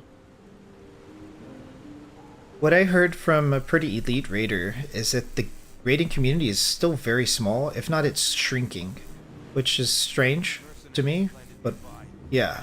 Some of it is shrinking, some of it is growing. The top end like challenge mode stuff feels like it's probably shrinking. The low end stuff is growing. Yeah. People are just doing strikes now instead of full-on raids. Yeah. And those are like, they're raid fights, but only the raid fight is the best way I could describe it, or how other people have described it in the past. It's basically, yeah, like instead of dealing with the entire raid, it's like you got right to the raid boss and you just do it. Yeah. And a lot of people enjoy those just because, one, a lot of their mechanics, like you can be missing half your party and still clear it. Yeah. The mechanics, well, like, I would say about 50% of the endgame community are doing strike. And the other 50 is probably 2-4 Oh, no, you can't say that, because there's also a mass of people who like to do the convergences, too. I haven't really done strikes. They came out kind of after I was getting out of the game. Yeah. And just to add some flavor, the LFG used to be, like, I used to host raids, like I used to just pug manned raids. I can't do that anymore. It doesn't seem like people are really on. Every time I check, nobody's like hosting pug raids. They're either raid sellers or maybe a training. Yeah, honestly, most of the posts that you're going to see for pug groups is going to be in the training section. Yeah. A lot of the ones in experience, a good chunk of them are people who sell raid wings. Raid wing clears. And so again, they sell them, or they are going to ask for them. honestly, and this is going to sound weird for some people, I honestly think they need to get rid of the training thing and make that the baseline one, because the rewards for it, there are rewards, but they're not that great for doing the training one. And for a lot of players, especially newer players or people coming in, the training ones are hard. You know, like, you're a long-time Guild Wars veteran will probably find it on the easier end, right? Like, I've gone through a couple of the training ones, and it was like, oh, wow, this is really easy. But then I'm comparing it to a lot of the other Guild Wars fights, you know, some of the strike fights, some of the, you know, endgame metas from, like, certain expansions, stuff like that, that, like, really go hard. Honestly, they just need to make training just the baseline, and maybe make the experience or the regular raids just a little bit more worthwhile. That might be able to shift the paradigm a little bit. I like this conversation. I feel like with deja vu. I've had this conversation many times. My opinion is that, like, story mode dungeons exist, but a spin on that, where like there's no rewards, or there's super new players can just kind of experience it without as much of the backlash from the skill issues, competency gating, and they get to still experience the lore. But they're not going to get really the satisfaction exactly of the difficulty, but they can still get through, like, especially the White Mantle lore, Wing 2, Wing 3. Like, there were a lot of players that split from guilds because of the issue of being able to see the lore and being forced into change the way they have to play the game. Not everybody wants to commit to raid builds. I do it. It's comfortable to do so. They need to do a story mode raid, and that should be the baseline, like, kind of practice intro one. And it should be, you know, it should be balanced around, hey, it doesn't matter if you're bringing a dedicated healer and an alacrity and a quickness. Like, it should be like a dungeon where it's like, okay, this is geared more towards like the open world fights, stuff like that, where it's like, you can bring a nice thing. If you guys want to bring a meta group and like snowball it, sure, who gives a crap, right? But, you know, it needs something that, like, if there's a small guild or group who wants to tackle it, you know, they can at least get into that baseline version. It should feel more like a museum tour than like an actual fight. No, you don't want to take away that from them. I for sure do. I definitely do. No, let them fight. It can be just a dumbed down, like, simplistic version. So like trash mobs in, I don't know, Kryta. I don't think it needs to be that easy. I think it needs to be super easy. No, like, seriously, like, you could make it, because it's still a raid, and with how many players there are, like, you could honestly gear it towards, I mean, difficulty-wise, like, the things that are popping out of my brain are, like, honestly, maybe the Halloween events, like Labyrinth. Like, with the big bosses being, like, maybe a threat, like, on a legendary scale. I think it should feel like a bounty in Kryta. That's kind And of it also what... depends on your bounty, too. Legendary bounty, yeah. With the labyrinths, because the labyrinths, each of those legendary, or all the legendaries and the lieutenants in there, like, are pretty even fights. Like, they each have their own, like, mechanic, like, oh, this one burns, this one does this. And you can design each fight just as a simplified version of the fight that exists normally in the raid. And, I mean, again, like, I hate to say this, but they should honestly maybe look towards WoW's design philosophy when it comes to tiering off difficulties of raid. Where they just basically have, like, hey, the same fight, just less mechanics and less, you know, like, kill effects. Yeah. One of the things I feel like we could do is, like, those insta-kill mechanics could be, like, turned into, oh, it will bring your entire group into low, but it won't kill the entire group. That's the other thing, is raids tend to have more, oh, we're fucked moments than strikes.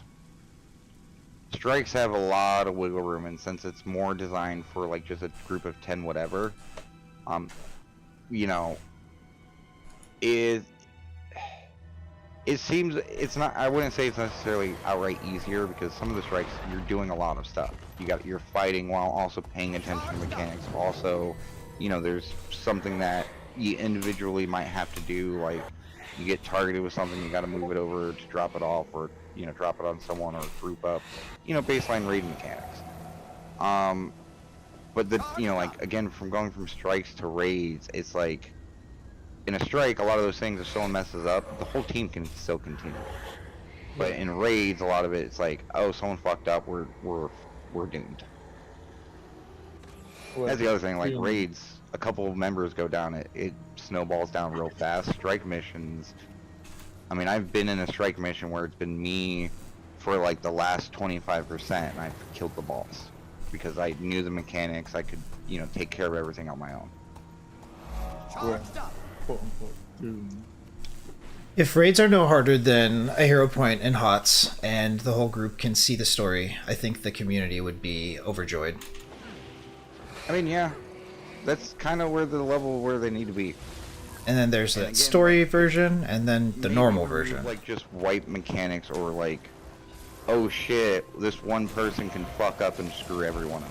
I don't think they should have those mechanics, especially through the story thing, because then that will cause players just naturally to want to gatekeep.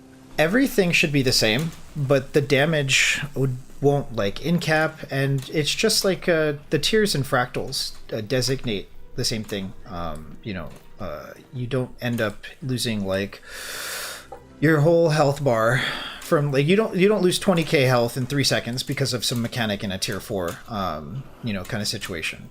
If it goes back to tier 1, it's more like, what is this pillow hitting me? I just can, like, tank it and not have to pay attention to any mechanics. But everything should be exactly the same. That way it's like a a nice little experience for the new players. Fractals.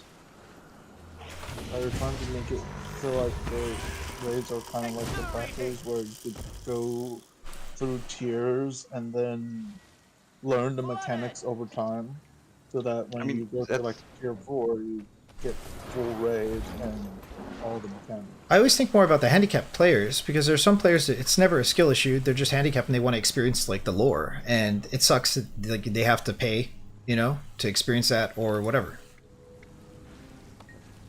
I mean, that is also technically could just be a community thing as well.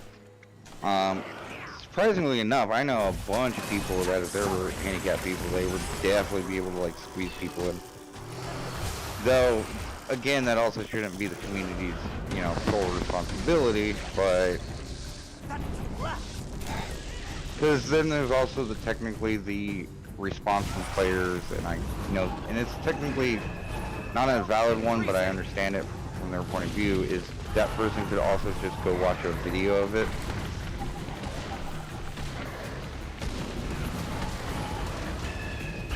Living vicariously through the video is not the same as experiencing the content, Gabe.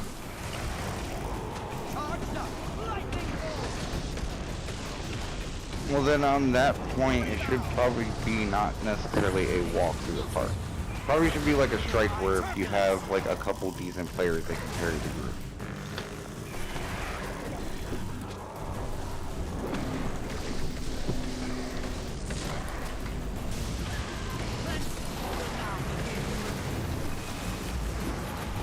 That and strikes only require 10 people. I feel like there should be something to basically change the raids. Like, introduce more mechanics over time. Now I will say that, yeah, currently there is a lot of content that there's big leaps up in difficulty.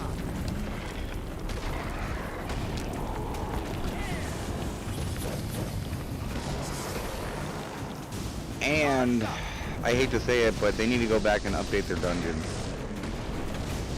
No. Because of not a lot of new players. It sucks to try to teach players stuff and things to look out for when throughout your game your design philosophy changes.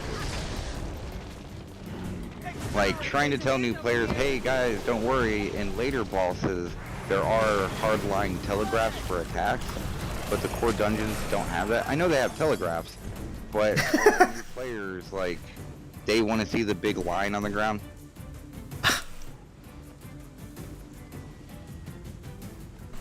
And the new content has that, so it might not be the worst idea to go back and change some of those fights, especially with the big attacks, to show that. I hear you, and I can't argue with anything you just said. However,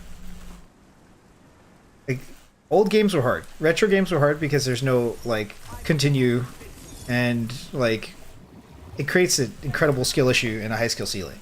Dungeons do that for a lot of the old base, and I think a lot of those players, which, again, it's a very niche grouping of players, like a very slim amount of the player base, but it's going to piss off a lot of people, including me, if that were to happen.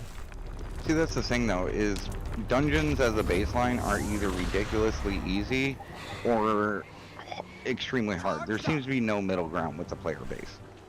Yeah. Like, I literally saw a group of streamers go through today.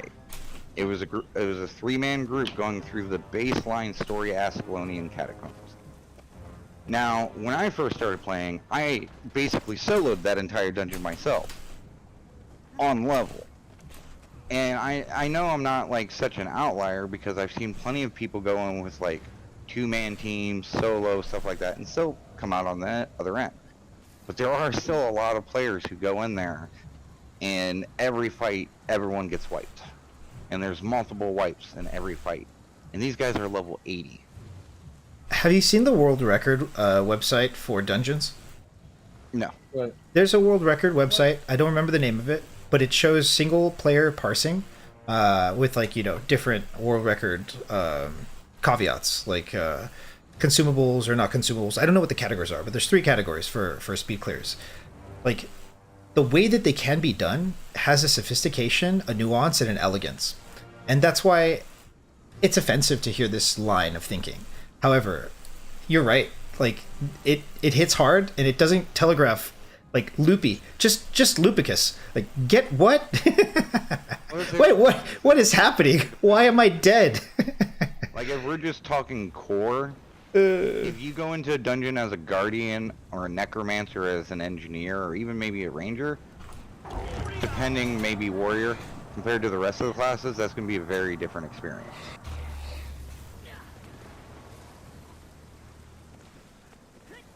I feel like the main problem is, yeah, the telegraphs are going to be easier to read, but I feel like it will allow a lot more people, especially like people with, not to say anything against Damon right here, well, not really against, like, valuable.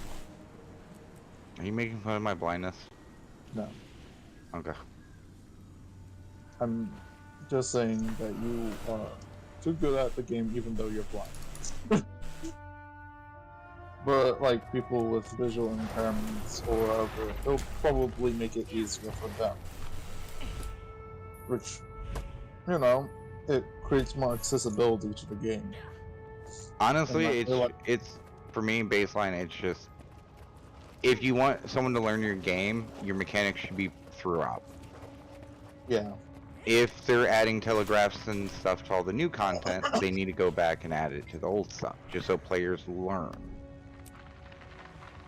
Plus, I'm, like, you know, a lot of people have been complaining about for years that this game has had a telegraph issue. And yeah, there are a lot of fights where certain world events, you can't see the boss. They're in a pile of special effects and you can't see shit. So how do you know when they're actually going to be doing an attack? So the addition of like some of the telegraphs and a lot of the new expansions have been great. But, you know, it's the newest content. And I'm against players rushing to the end, so it'd be nice to teach them along the way. Yeah. And that goes for a lot of other MMOs as well, where a lot of the reasons, well, WoW requires so many add-ons is because telegraphing, and basically the players have to make up for them. Yeah, I don't hopefully agree with that one.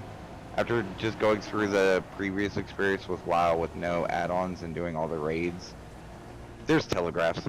People just don't want to pay attention. They have so many things on their screen, they can't see the telegraph. Everyone's so worried about maximizing their DPS output that they're not looking. It's also why you see so many pug raids with so many people dying to simple attacks. There's a reason why all those WoW players are struggling in Guild Wars Turtle. Overlay timers have helped me tremendously in certain raid encounters. Game's hard. I think dungeons are like written math, and it's hard math.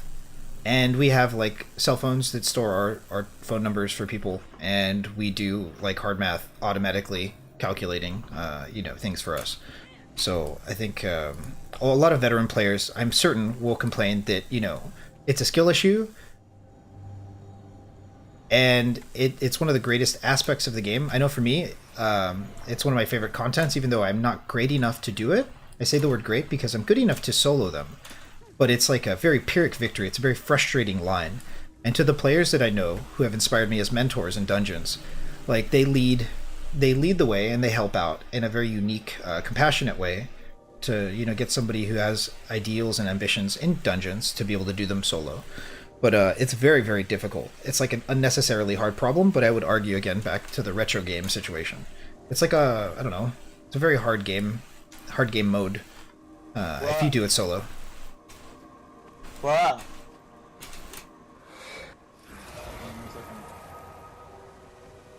Yeah, I don't see that as a goal. I see it as there are new players dying in story mode.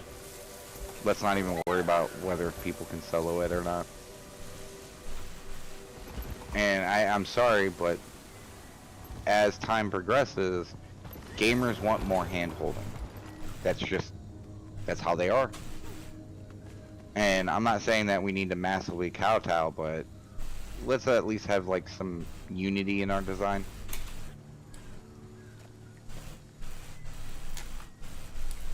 And yeah, there are a few fights here and there that, yeah, it's smaller enemies, and depending on your team, you might not even be able to see the enemy.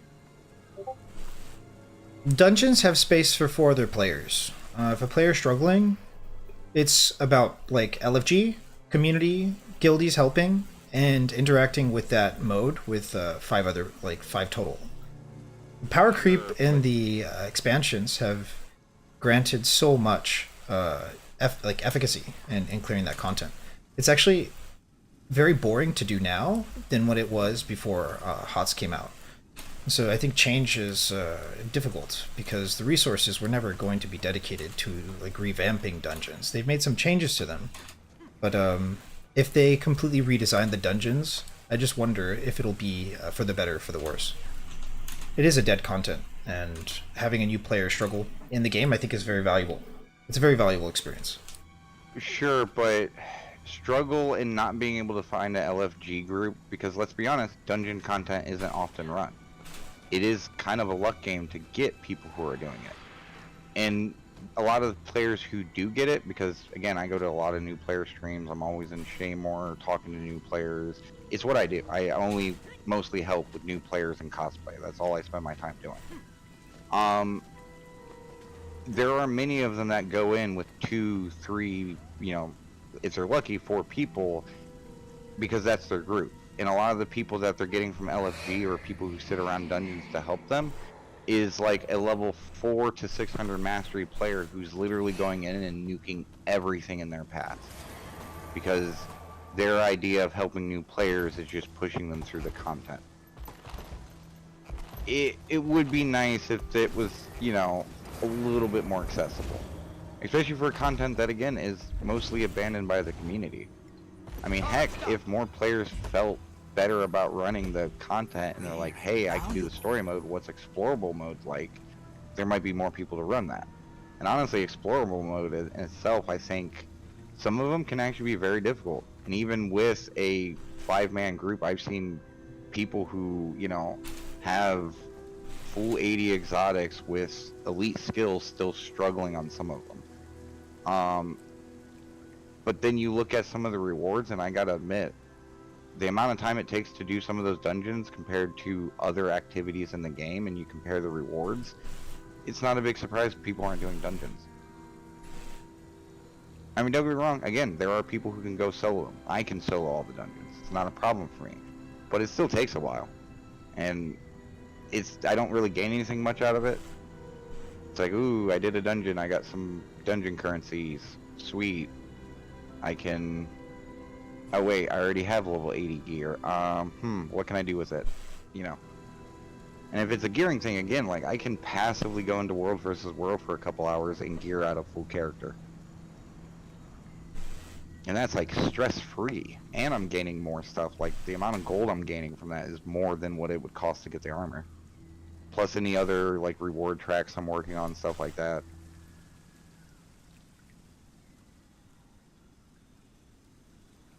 I think it would be a tragedy if dungeons were nerfed. Yeah, I wouldn't say necessarily nerfed. Like, again, a lot of them, if you just gave them like better indicators for certain attacks and stuff like that, like some of the newer content has, I think that would honestly, just alone, probably greatly shape how people view the dungeons. So your issue is almost exclusively with that, then? It's mostly with that, and I would say increase rewards across the board. And honestly, here goes a fun thing. I actually enjoy some of the dungeons and some of the encounters they offer. I honestly would like to see a harder mode. Like maybe like a story mode part 2 where it's a copy of the story mode. It's like, hey, it's been years now, what's happening here? Maybe some people came back, maybe something's happening, right? And they are designed with the full endgame meta currently as is. Does that make sense? I see what you mean. Like a challenge mode dungeons. Kind of, yeah. Something that maybe Because again, like the difficulty leap from like core dungeons to like some of the strikes and even the raids is a vast thing.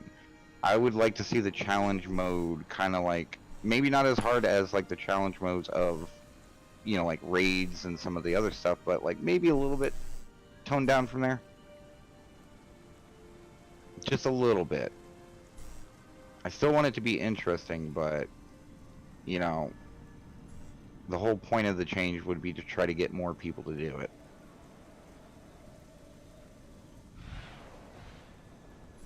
I don't know that there will ever be enough incentive to do something new with the dungeons, because as the game expands, I factor that the devs want to funnel the player base into the variety of content, not backwards in time towards like dungeons for any reason. Well, that's the point, is right now dungeons aren't a variety of content. No one's doing them. Even the devs themselves have said this. Like, they said, like, once they upgraded how, like, the dungeon tokens worked and stuff like that, there was people who went back and did it for a time, but now it's basically dropped off even worse than what it was. Like, people just don't do dungeons. It's mostly like, hey, I haven't experienced the dungeons, let me go do it once. And a lot of people do the story, and, you know, they'll eventually get to explorable, but from what I've seen, a lot of players never even loop back around. Because at that point, they're already doing, you know, expansion stuff, they're already unlocking their mounts, they're already getting into, you know, maybe this practice raids, world versus world, strikes, all this other stuff. And those things are rewarding. Like, they give you a whole bunch of crazy stuff. Dungeons, I mean, again, like, besides, like, a few, you know, like, things of, like, gifts and stuff like that, there's not a lot of, like, long-term awesome rewards that you can get from there.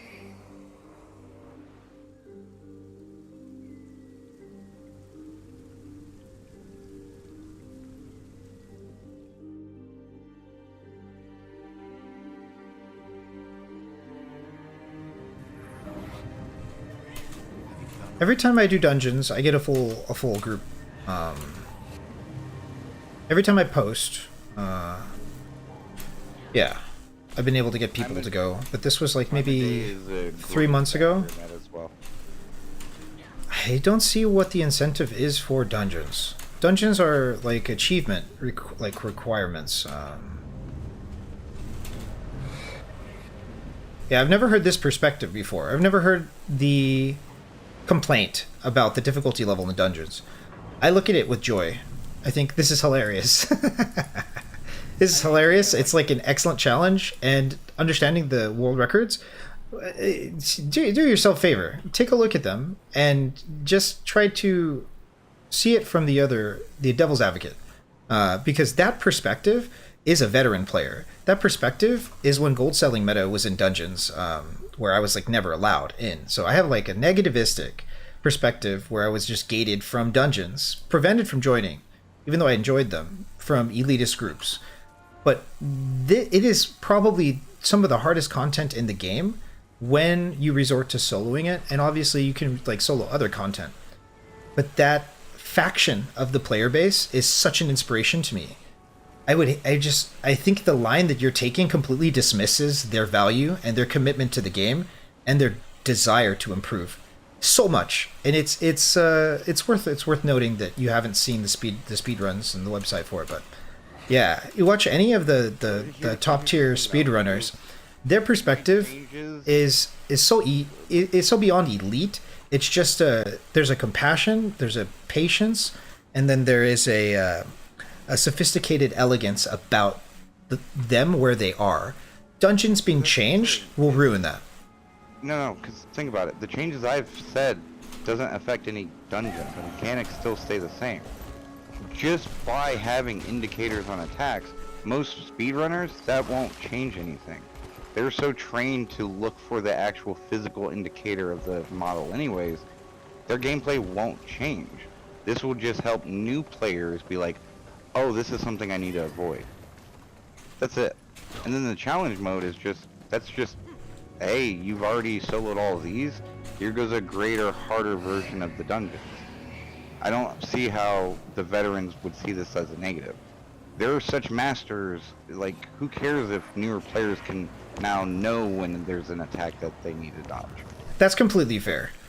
I don't know what changes were made within the past 2 years to dungeons, but it pissed off a lot of those players. And maybe you can like educate me as to what happened. But I was aware that there was some change to dungeons, and then a lot of them stopped doing dungeons. And so that change, whatever it was, is probably mostly to blame for why there's such a low contingency, like That had of nothing players to that do are with they're wanting to mechanics. do them. It was literally no, and that's the thing is technically the change that they made, and I'm pretty sure you're talking about how they restructured the rewards, was a net positive. I don't care who you are, it was a net positive. Basically, instead of doing like individual dungeons for like specific things, now you can do any of the dungeons, which will give more generic reward currency that you then can spend on rewards. Basically, it allows you to say, hey, there's a dungeon I really don't like, but I want to get the armor set, so I won't do that. Now, that did kind of shift it, because there were some people who were like, well, now there's no reason for me to grind this dungeon because it sucks, but I can get the armor a different way. But, you know, that doesn't... Forcing someone to do a specific dungeon just for an armor set isn't necessarily the way to go when so few people are doing it anyways. Like, I highly doubt that change killed dungeons. Dungeons killed dungeons. If it impacts the gameplay in any way, then it killed dungeons for a little bit, or at least within that player base. And from what I heard, which was, I barely remember it, some sort of mechanic shift happened with that patch. And so I don't know. I have not heard of any mechanic shift. As far as I'd have to read the patch notes. Same. I don't really know. It was a while ago.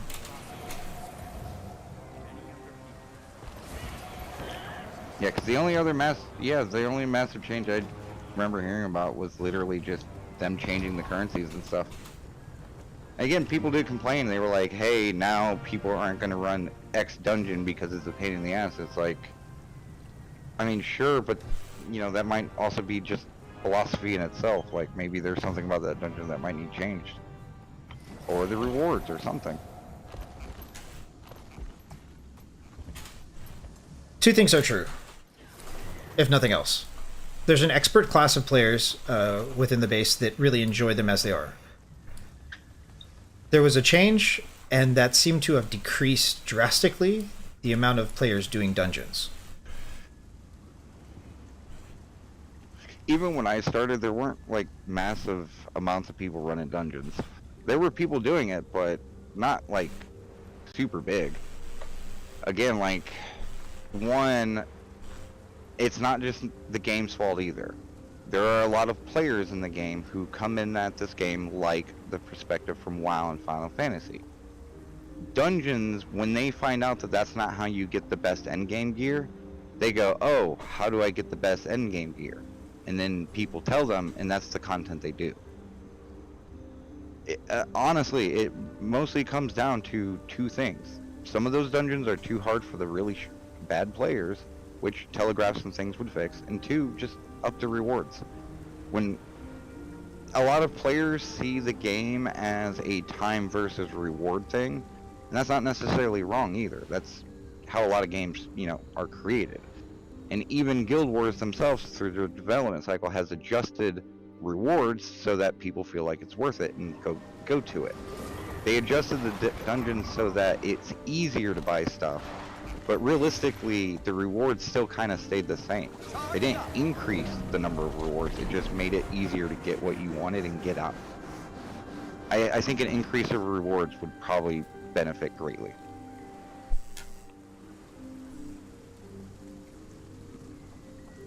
And honestly, they need to update their LFG system. We don't need to go to like an automatic system like other games have, but the UI, the layout, the organization, all of that needs to change. Because yeah, new players struggle with it.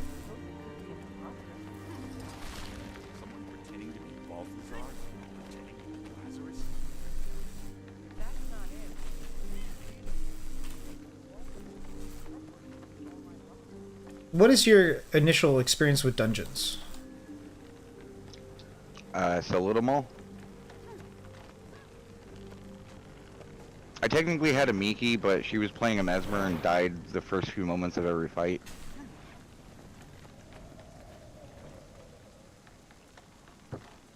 There's a reason we changed her over to a Guardian. Guardian is very strong.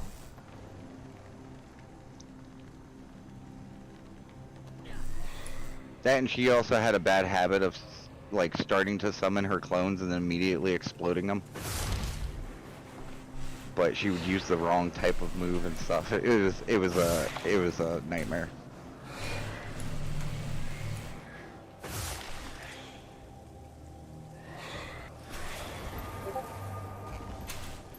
No, but for me it was kind of a cakewalk. But I'm also an old school gamer who looks for very small tells in enemies to just, oh shit, I should probably dodge roll this. What gear were you using?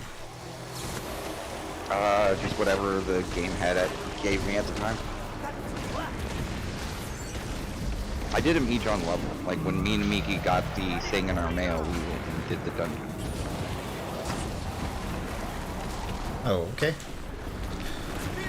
So whatever we got from like level up rewards, you know, just whatever really. I was introduced to them prior to Heart of Thorns, and it was the major meta for gold farming. And I couldn't get into any of the good groups, and I would get kicked out of many groups because I just didn't have what it took, or something like this. And so when HOTS came out, they nerfed dungeons, and yeah, kind of in love with them ever since. The people that I've met who are willing to guide players through dungeons, and the players that have the tenacity to solo them, have always been very enjoyable to hang out with and talk about the game with. People who care about mechanics, but also about guidance, is kind of how I understand it.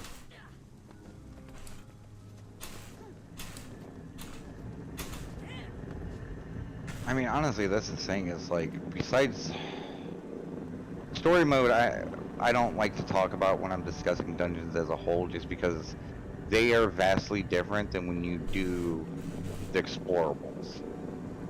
Story mode, for the most part, you have an NPC guiding you through the entire way, so I get confused when people get lost or confused about where they're supposed to go in one of those.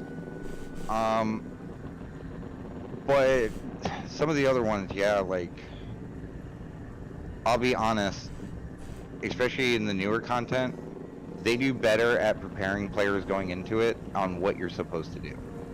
In dungeons, a lot of the stuff, it's just figure it out. Which I get, that's cool and stuff like that, and I'm sure veterans love the fact that they had to figure it out themselves, but there's a few of them that I think, again, with better indicators and maybe just like a little bit of information on a couple of them. I don't know how they would implement it on some. They could possibly maybe just add like an event pop-up text to be like, hey, use this on this to do that. That'd probably be the easiest solution. And that's only on a couple of them. Like the Ghost Eater.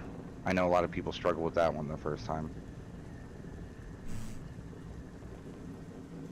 Yeah, it's a fun. Eater, right? That's a fun fight. Yeah, it's a interesting one to try to solo. It depends whether or not the NPC is present. The bubble NPC. There's a bubble NPC? Uh-huh. It's a protective dome more than a bubble.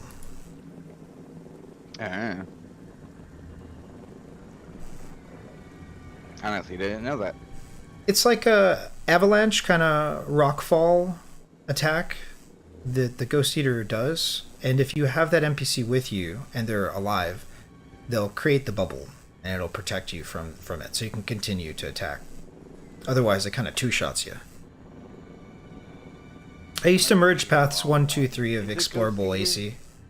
Which is the Ghostbuster fight? Oh, never mind. You might be right, and I might be forgetting the name. No, I That's where Detha. I usually associate it with Detha. So when I hear that encounter, I think of Detha, because Detha has to activate the 4 pylons or whatever they're called. and then you got to use the one with the avalanche. I think that one's actually a really easy fight. yeah, maybe it's Broodmother and not Ghost Eater that I'm thinking of. Yeah, I think. I'm thinking of Broodmother. I don't remember, like, well, I don't know if it's actually named Broodmother. I think it is just a Broodmother, and that's what I remembered in my brain. One's a Skelk, the other one's like a Ghost Skelk, right? Yeah. At least we can confirm that I'm talking much. about the Ghost one. Like, Yeah. the Ghost one is the more annoying one, especially the first time when you like. The amount of groups I've seen fall apart and rage out of that is just, it's really funny. A lot. Yeah, it's common, super common. Because, yeah, the first time with no explanation, it's like, okay, I gotta sing. Do I use it on him? Do I use it on the other stuff? Like, what are we supposed to do? And it's like, they could easily solve that with, like, just a little pop-up of saying... This is true. This. And, you know, just enough of a hint for players to be like, oh, okay. Because, yeah, if you're trying to figure that one out the first time, like, that one's a huge pain in the ass. It is. A lot of them are. A lot of them are. That's the other thing. I also have the extreme luxury of, because I help out so many new players, I also get to help a lot of new players who Guild Wars 2 is literally their first MMO. This is their first time playing a game like this, and it's very easy as a gamer to look at stuff and go, oh, I don't know what to do. You'd be surprised how many new players will look at things that gamers see as just such obvious big red buttons and then just go, huh? Like, wait, what am I supposed to do? I think I'm a bit harsh. I don't really help new players, but there have been a handful of players who wanted to get into, say, fractals or raids, and I've helped them gear, and I've helped them, like, learn mechanics and understand rotations. And so, like, if a viewer is interested and they want some sort of competency I have, I'm happy to, like, you know, just, I don't know, it's very nonchalant. But, like, I don't go out of my way to help new players very much. And I think it's very commendable that you do. I think it's cool. Well, I just know that there's a big gap from... One, there is a big issue that, and this is even veterans from Guild Wars 2, they take gaming too seriously. I just completed leveling Ash with level 20 gear, okay? And then I went and did a level 80 event from Janthier, while level 80 still wearing level 20 gear. I only died once.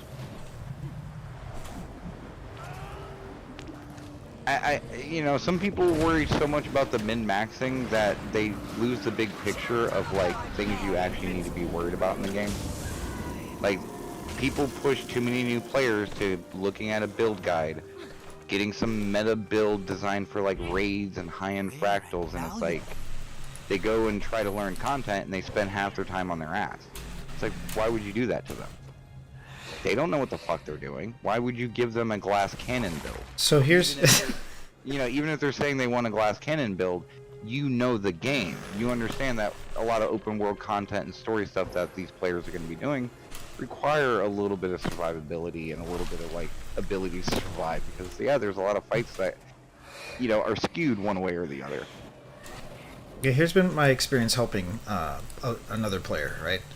They came over from WoW and they were experienced with raids, and they said, get me endgame as soon as possible. And so they were doing tier 4 fractals like in under a month, and then they quickly quit the game, and I was just dumbfounded because I didn't expect that to happen. Yes. Some people really crave expectations because they have them from the other games that they play, and like defining a new player perspective is something important, I think, in the conversation. So there are some new players to Guild Wars that are just, you know, a carryover from other games, and then there's some that, like you said, it's their first MMO. Yeah, and that's a big part of my job, is literally just being like, hey, pause, take a step. Because I find that players who actually take this game step by step and learn it from the base ground all the way up and go through the story, progress through the stuff, and get to see all the little bits of everything, they tend to stick around because they realize, oh shit, like, this game is actually a lot better than other games.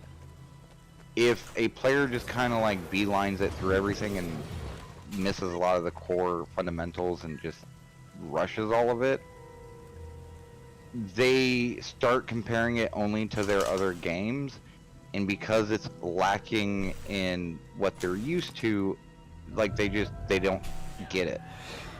And if you just break that slight mentality a little bit, a lot of them are like, oh shit, now I get it.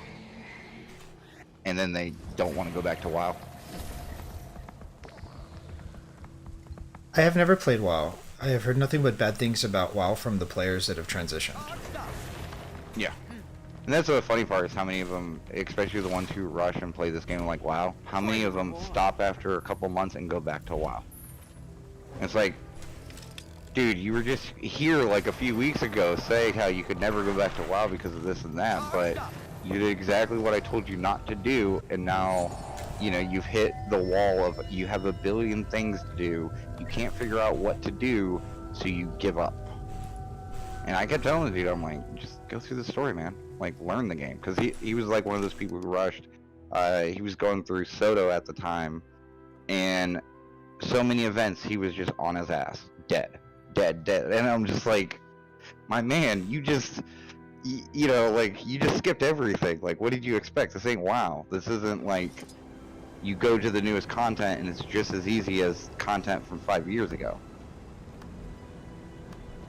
It's been very fulfilling, as tryhard as I've been with like my fashion ambitions, to have to do Aurora. Aurora forces me to play the game. And I'll never forget, a buddy, when I was first introduced to Guild Wars, told me, do not like tryhard farm. Just play the game, keep everything that you get. You're gonna need it later, and just enjoy the pacing of the game. Yep. And it was great advice. Because if you treat it like other games and just burn yourself out, you will burn yourself out. Big surprise.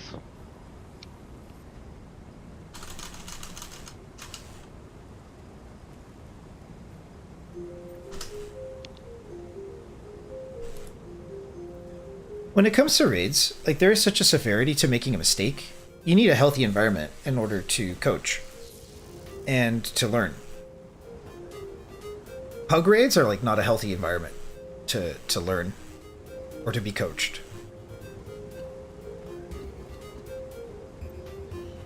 I mean, yeah, that's fair.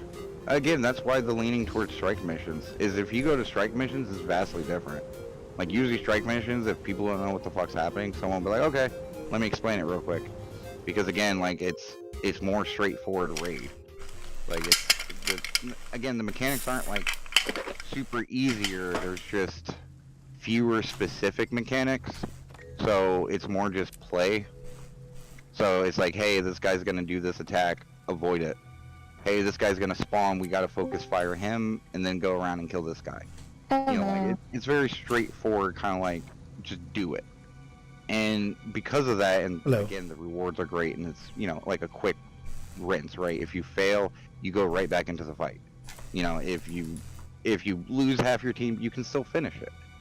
And because of that, there's a higher chance to get rewards at a steady pace, which, you know, makes the entire situation just,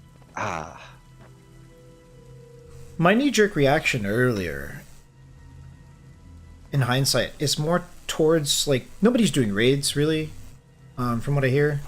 And that's because raids are hard. I don't think the solution is to make raids easier. And I don't think the solution is to make dungeons easier. What you were speaking of is something that I had a misconception about, which is, like, just update the visuals for the player HUD so that you have more consistency or cohesion with how the game feels for the new expansions, which is totally fair. Yeah. Well, that's the other thing is, like, even I think the new raid also implements the newer indicators and stuff like that. Like, it has all the new stuff, so like, even it's not easier than the previous raids, it's just, it's easier for people to know what the fuck's happening. Not to say, like, the old raids don't have indicators. I understand they have much better indicators than, like, say, the dungeons. It's just, like, the newer stuff is, there's a lot of attacks that in previous encounters wouldn't have any massive indicator besides, like, oh, this person just, you know, pulled back their arm and then there's clearly a charge up attack. Now there's, like, an arrow on the ground that's saying, hey, in this line dodge, or hey, in this cone dodge. We've even seen that just in, like, not all fights, obviously, but there's a lot of fights in the newer expansion where in previous expansions, people would be on their ass, but because there's a nice indicator, people know like, oh shit, move.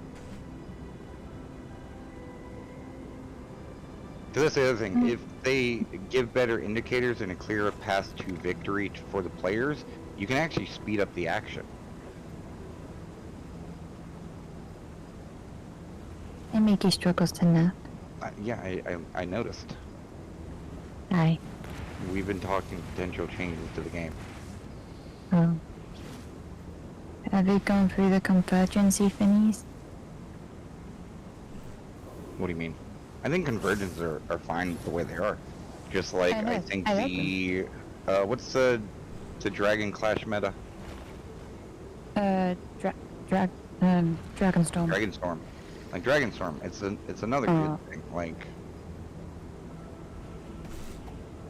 I like the ones with the convergences where it's like, even though you know there's some players going down and stuff, you just have to like pick up some more orb fins M5 rather than having to stand M5 and then get killed yourself.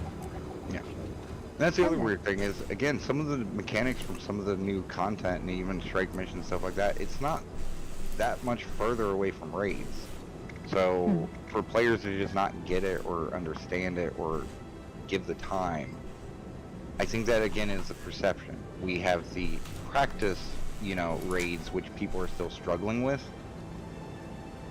Make that the baseline. Make the you know, the other raids, you know, like make that the storyline, you know, raids, and you have the raid, and then you have challenge mode raid. Heck, they're already adding another difficulty to raids, aren't they?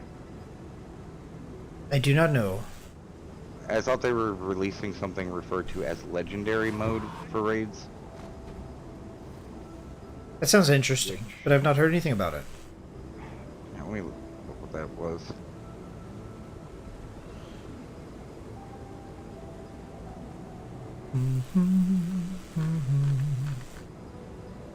All I know is that I keep confusing raids, convergences, and meta events like all together. Yeah, we got emboldened mode, normal mode, challenge mode, and legendary challenge mode.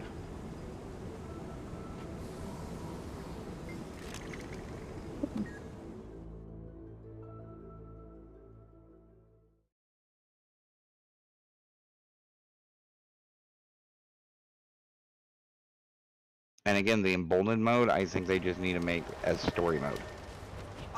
And maybe up the rewards of that, up the rewards of all the rest of them.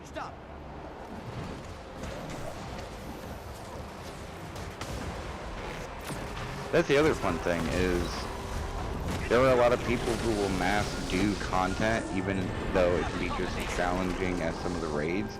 The reason why they mass do it is just because the rewards are so much more worthwhile. Like the Doom raid, right? What's one of the big sell items you can get out of that? I do not recall. I think it's the seat. It's like a Doom's chair. Yeah, it's a throne. It goes about 300, 400 gold. Whereas other content, you can get infusions and other things, which sell for thousands of gold. Huh. The Dragon's So it's like Icebreed Saga and stuff. Loads of people still do that because they want the John Mackay infusion. Yep. And that's a pain of a bitch to get. Yep. And again, like if they offered more items like that for the raids and stuff like that, like super low chance in the baselines, and then you get to like challenge mode and legendary, and you know, like there's a higher chance each tier you go up for that real sweet item to drop, maybe cosmetic, mount skin, something like that. You know, make it something that people can sell. Yeah, people would definitely start running it. Yeah, because although like as I was saying, the Dragonstorm stuff like that expansion was, you know, quite old considering now and whatever. Loads of people still play that, all because they want that one infusion. And they should do the same thing with the dungeons. Add something to each dungeon that's specific to each one, like maybe a cosmetic or something that's like, ooh, real low chance that if you complete the dungeon, you get this. And, you know, it's something that's, you know, not just... Actually, for the dungeon one, it'd probably be a good idea if... No. I'm kind of cross on whether the dungeon one should be bound or not. I don't know. If they added a new tier of dungeon difficulty, I would say they should have something on that tier that's bound.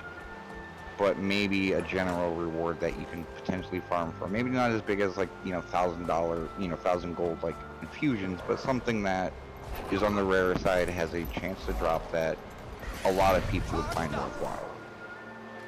I got it, Damon. All the Caduceus's paintings in the Caduceus's dungeon. God. I mean, yeah, that's the thing. We And could also then start get the adding new one. decorations to some of the rewards.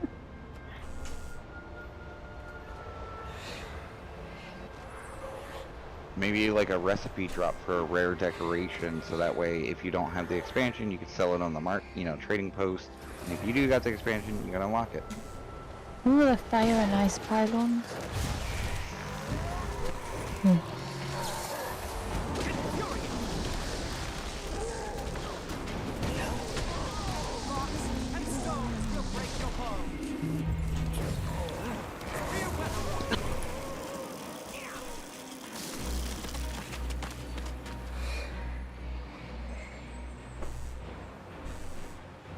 Raids are hard. I like that they're hard, but it seems that they're very very difficult. People don't want to run to do them.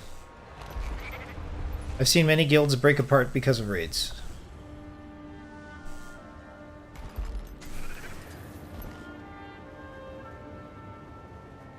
I can't remember if I've touched raids or not. Like raid specific stuff. Like I've done fractals, I've done convergences, I've done all the other stuff. I don't know, Damon, have I done a raid? No. Damon, Okay. you totally gotta take them through Slubasaur. It's level 1 now? Slubasaur. Is that from the Doom raid? It's the giant Slothosaur. It's Slothosaur Queen, but in a raid. It's Wing 2. It's the first boss of Wing 2.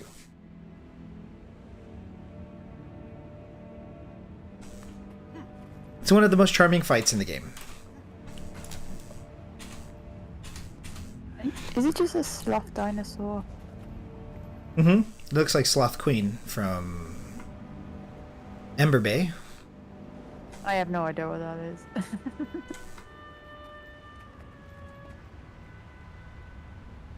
Amiki's memory is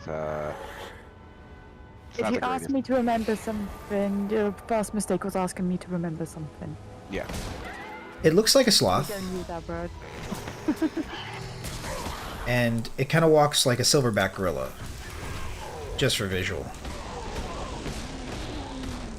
You've lost her.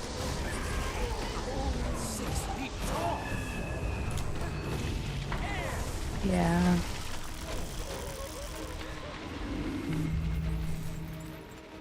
I won't return to raids until I finish Envoy on my alt. And to do Envoy, I am gated behind Wing 4 and the achievements.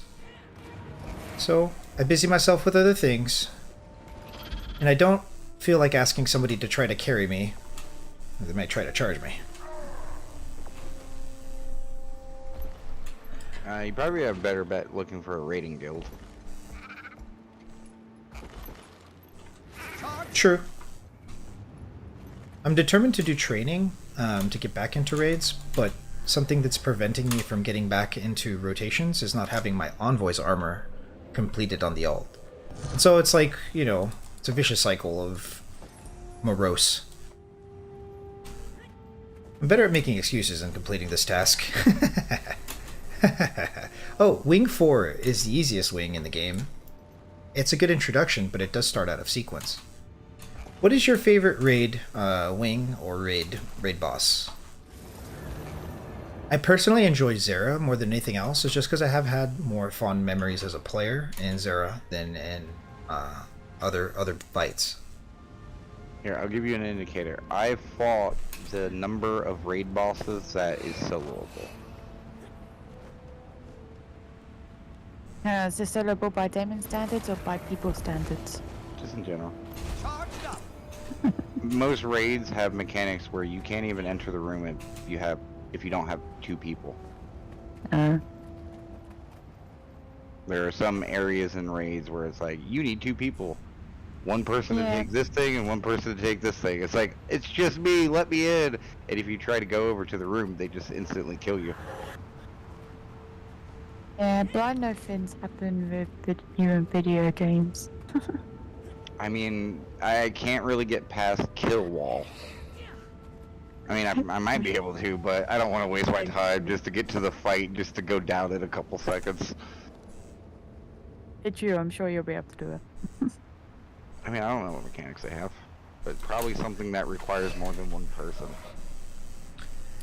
I've not experienced that to be the case, but also I can't think of an encounter that isn't sold as the opening door. I used to run in a static, and we had a raid fatigue rule. So if we failed, I think this is a really, really good idea for all groups, but if you fail an encounter 3 times, then you move on to another encounter.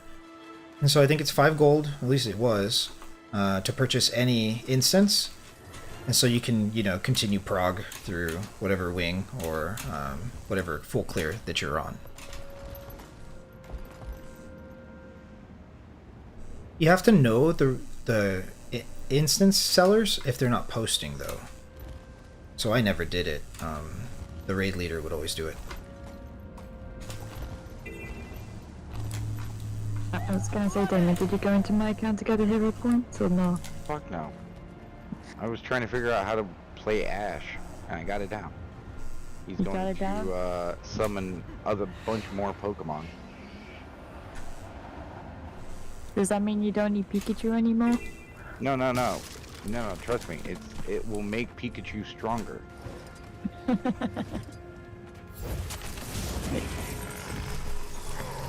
I'm calling them my berry bushes.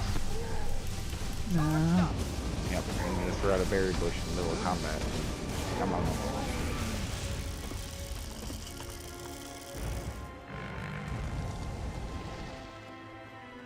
No, my experience was literally walking into the Hall of Chains, literally walking up to a room with 2 things that it's like, we need someone to take this thing and someone to take this other power before entering the room, and just trying to go over to the thing. It's just like, oh, you died. Oh yeah, okay, cool. Is that the before? It's one of the pre's. Are you talking about like a puzzle room where 2 people have to grab things? And you have to defeat these eyes? I think they're eyes. I thought I saw a bird from where I was. No. It was someone's body. It was the lady's body. Like, her spirit had been separated from her body, and she needed you to go get her body back, sort of. Yeah, I'm going to check it. I'm 6 feet tall. Bam, bam, bam.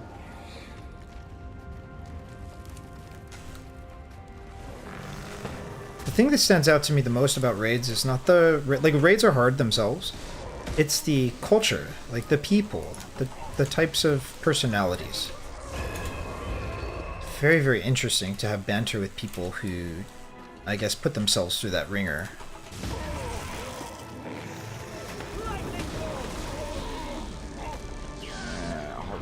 Yes, recommend players, yep. Oh wait, I forgot. Create squad. You need to be a squad to enter a raid.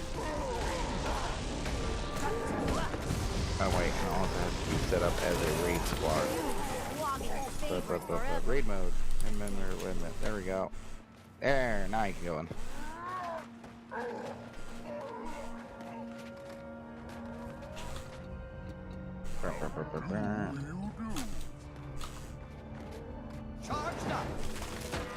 Okay, I'm running in. I'm running to the right.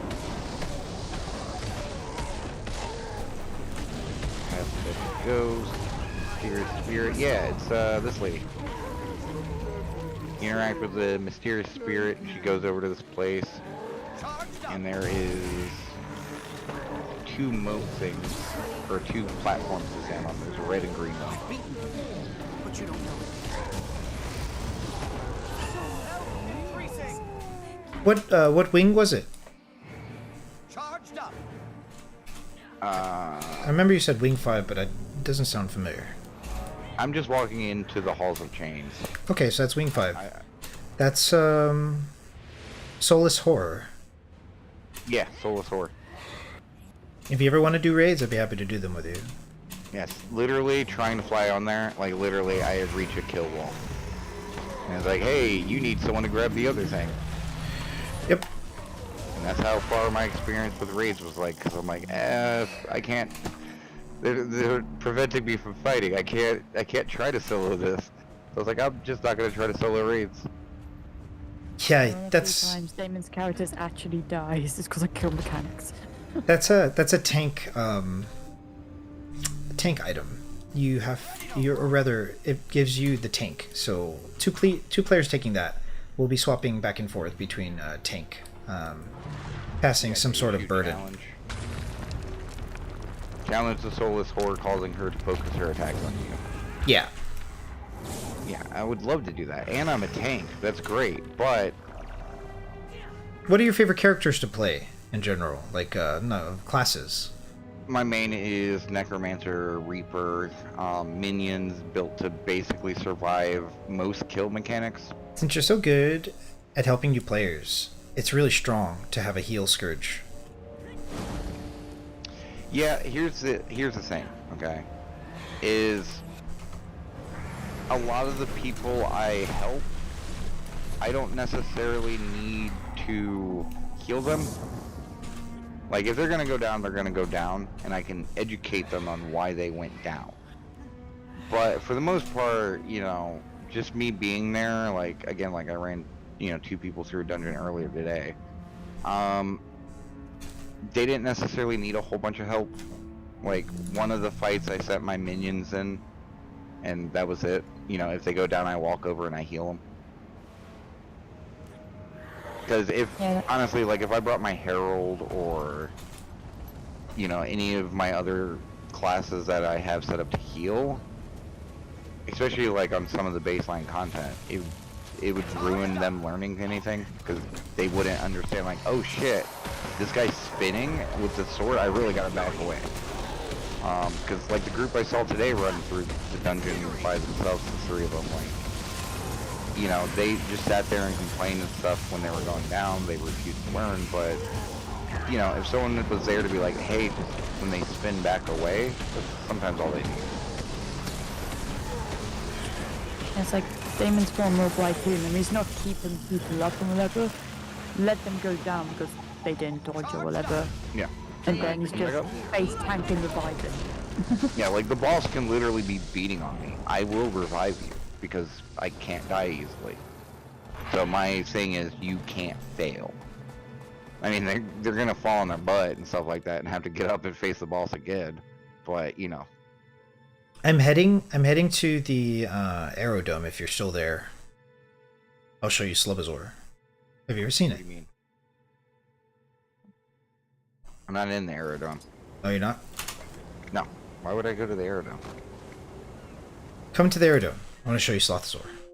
This is literally the second time I've been in the Aerodome. I want to show you Slothazor. There's like a trash mob we have to clear. They're like elite enemies, but we'll be fine.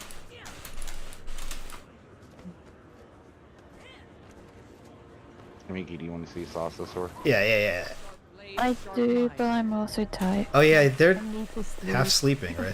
Whoa. No. Then go to sleep. If you can't sleep, you're seeing Slothazor. If you can sleep, you're going to sleep. Choose. You can watch the stream. Nope.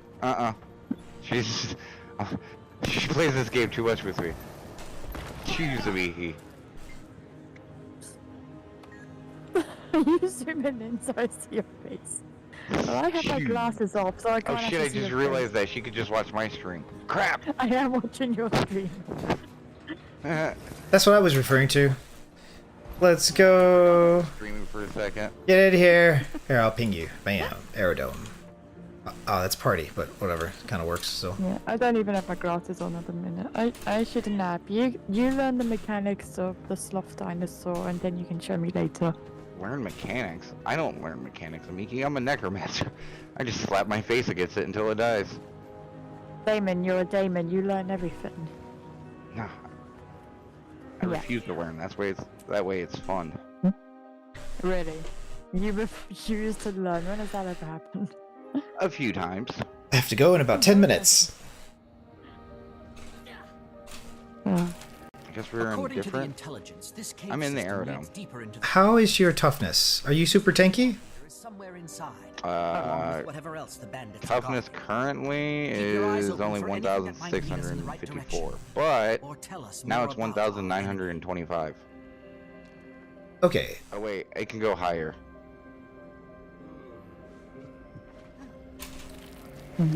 Okay, now it's 2,100.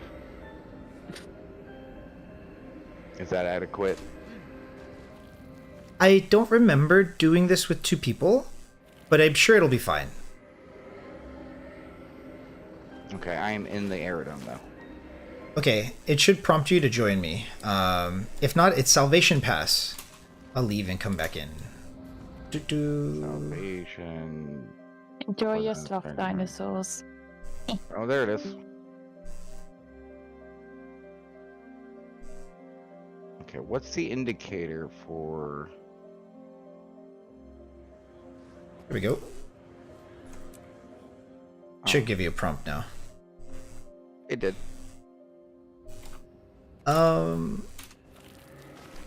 Yeah. Have fun. Dang it. I want to find minions. I hate when they do that. These will be difficult. Little enemies.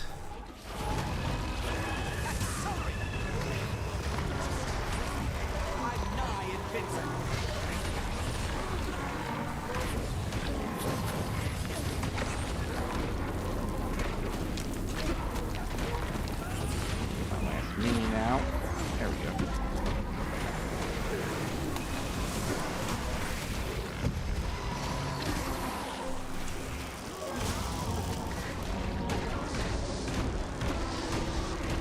I think it would be charming if I could inspire you to learn like the ins and outs of Slothazor, and then you can be the raid commander for any new players that are interested in raids. I think that there's no better introduction to the game's raiding sequences than Slothazor. Because in Slothazor, you can't simply get carried, you're always forced into mechanics. Like, it's random, and so at any point in the encounter, you may be given a mechanic that could wipe the group, and I think that's fantastic. So, like, everybody should know everything. Or rather, each player has to identify at some point what those mechanics are, and then become responsible to, like, you know, not into the team. I think it's a good encounter. It's also really cute. Hi, Mo, anyway.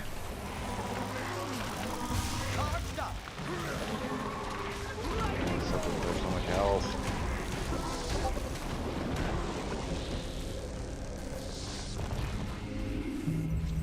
Yeah, I'm not dealing with the small group. Come on, guys. Oh god. Come on. Here we go. Oh god.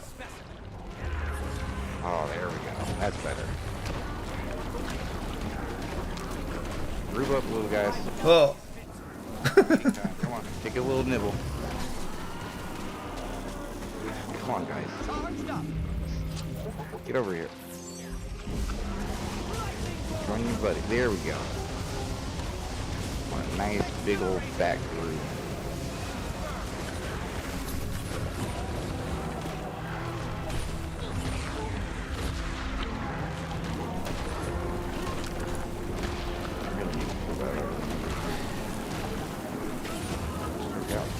I got it.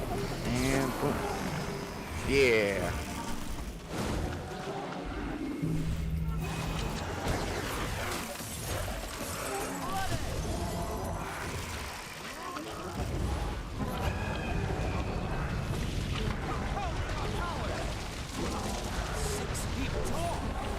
I'll go down here. Yeah, I'm alive. Oh, just gonna play safe here. Keep alive. It's probably better at this point. We're almost there.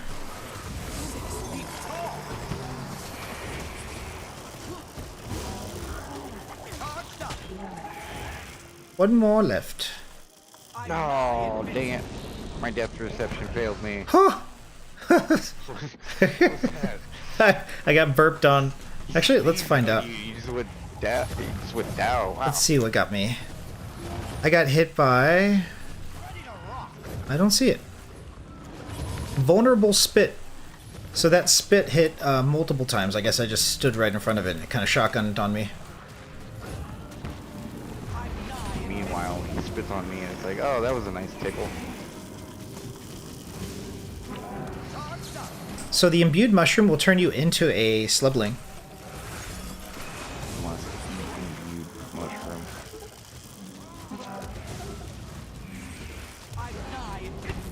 There are 4 corners of the arena. Basically, if I can draw... Can I draw? How do I draw? Will you help me with the map? Is it... how do I draw like lines on the mini-map? No. No. Oh, shift right click. Shift right click, thanks. So from where we are, there's like 4 corners-ish of the map, let's say. Like, I can't draw the last one. But there's like 4 points where the fight wants to go. And so this is the pathing for the encounter. The slub... Yeah, can you see? Maybe you can't see. Can you see? Make me lieutenant. Yeah, I can see that. Okay.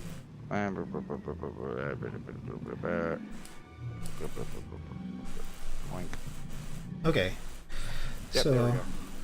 something like this occurs, and at each one of these locations, the slub has to eat their way from a mushroom to open up the pathing for the team fight to progress.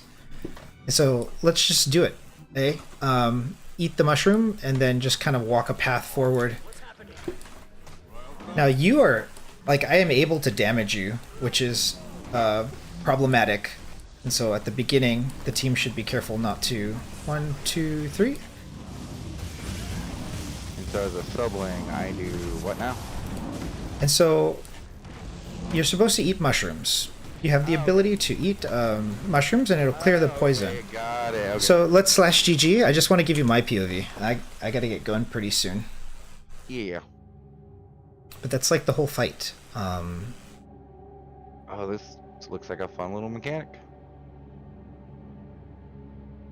Type slash GG if you don't mind. Oh, yeah. I'll eat and then you can see what it looks like from my perspective. And so whenever a slubling is... whenever a teammate is in the slubling form, they have like a red health bar and you can kill them. You don't want to do that. So Subling was still an ally and you had shifted to an enemy. Right. And so this is another thing to be careful about with the group. But other than that, there are 4 players that are designated to turn into the slubling. Yeah. It'll give you a tank icon randomly. So ready? Here we go. I think you angered it.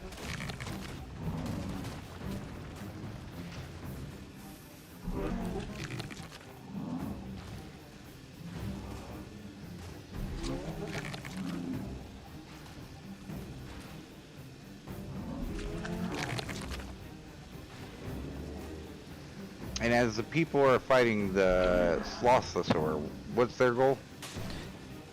You want to do as much damage to the Slothosaur as possible, and you want to bring as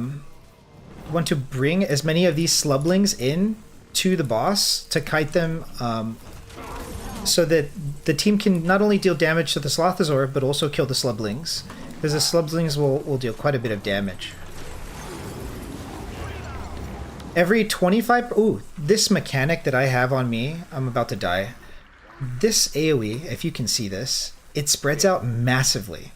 So not only will a random teammate, I think it's a random teammate, get this mechanic, but they also will randomly be tank. So whoever gets the tanking mechanic has to go in the right direction and path, like, effectively kind of jiggling but standing in one place so that the DPS players can do their job. But the other player, back too. yeah, the player that gets that poison mechanic, it's like a purple AoE above the head. It'll drop a massive AoE. You can see it spreading even, right? And this deals chunks of damage. And so all the players are responsible basically for all the mechanics. Except for the 4 players that are chosen to be the slug, which the group has to decide. So 1 player is dedicated to eat the mushroom at arrow, heart, square, etc. But other than that, personally, I don't see a lot of these raid mechanics as particularly difficult. But I understand I'm not your average gamer. Yeah, I still think they should just make the baseline and Bolden mode like a story mode. Give maybe slightly better rewards, and then this one, just because raids are hard. Mechanics are difficult, but it's because of the Enrager timer. The Enrager timer makes it so that DPS has to be high, which means the players have to try hard on Golem to like benchmark. If they don't, then the fight is impossible to complete, regardless of how much endurance the group has. I do believe Paper Tiger is important. If you have a Paper Tiger variant of each raid encounter, then the players can at least get the lore and understand what the fight will look like and feel like, outside of like, killing their teammates kind of thing. Which is why it's a Monka-esque to do. Here's the thing, is I think baseline raids shouldn't have rage and timers. I think that should be a challenge mode thing.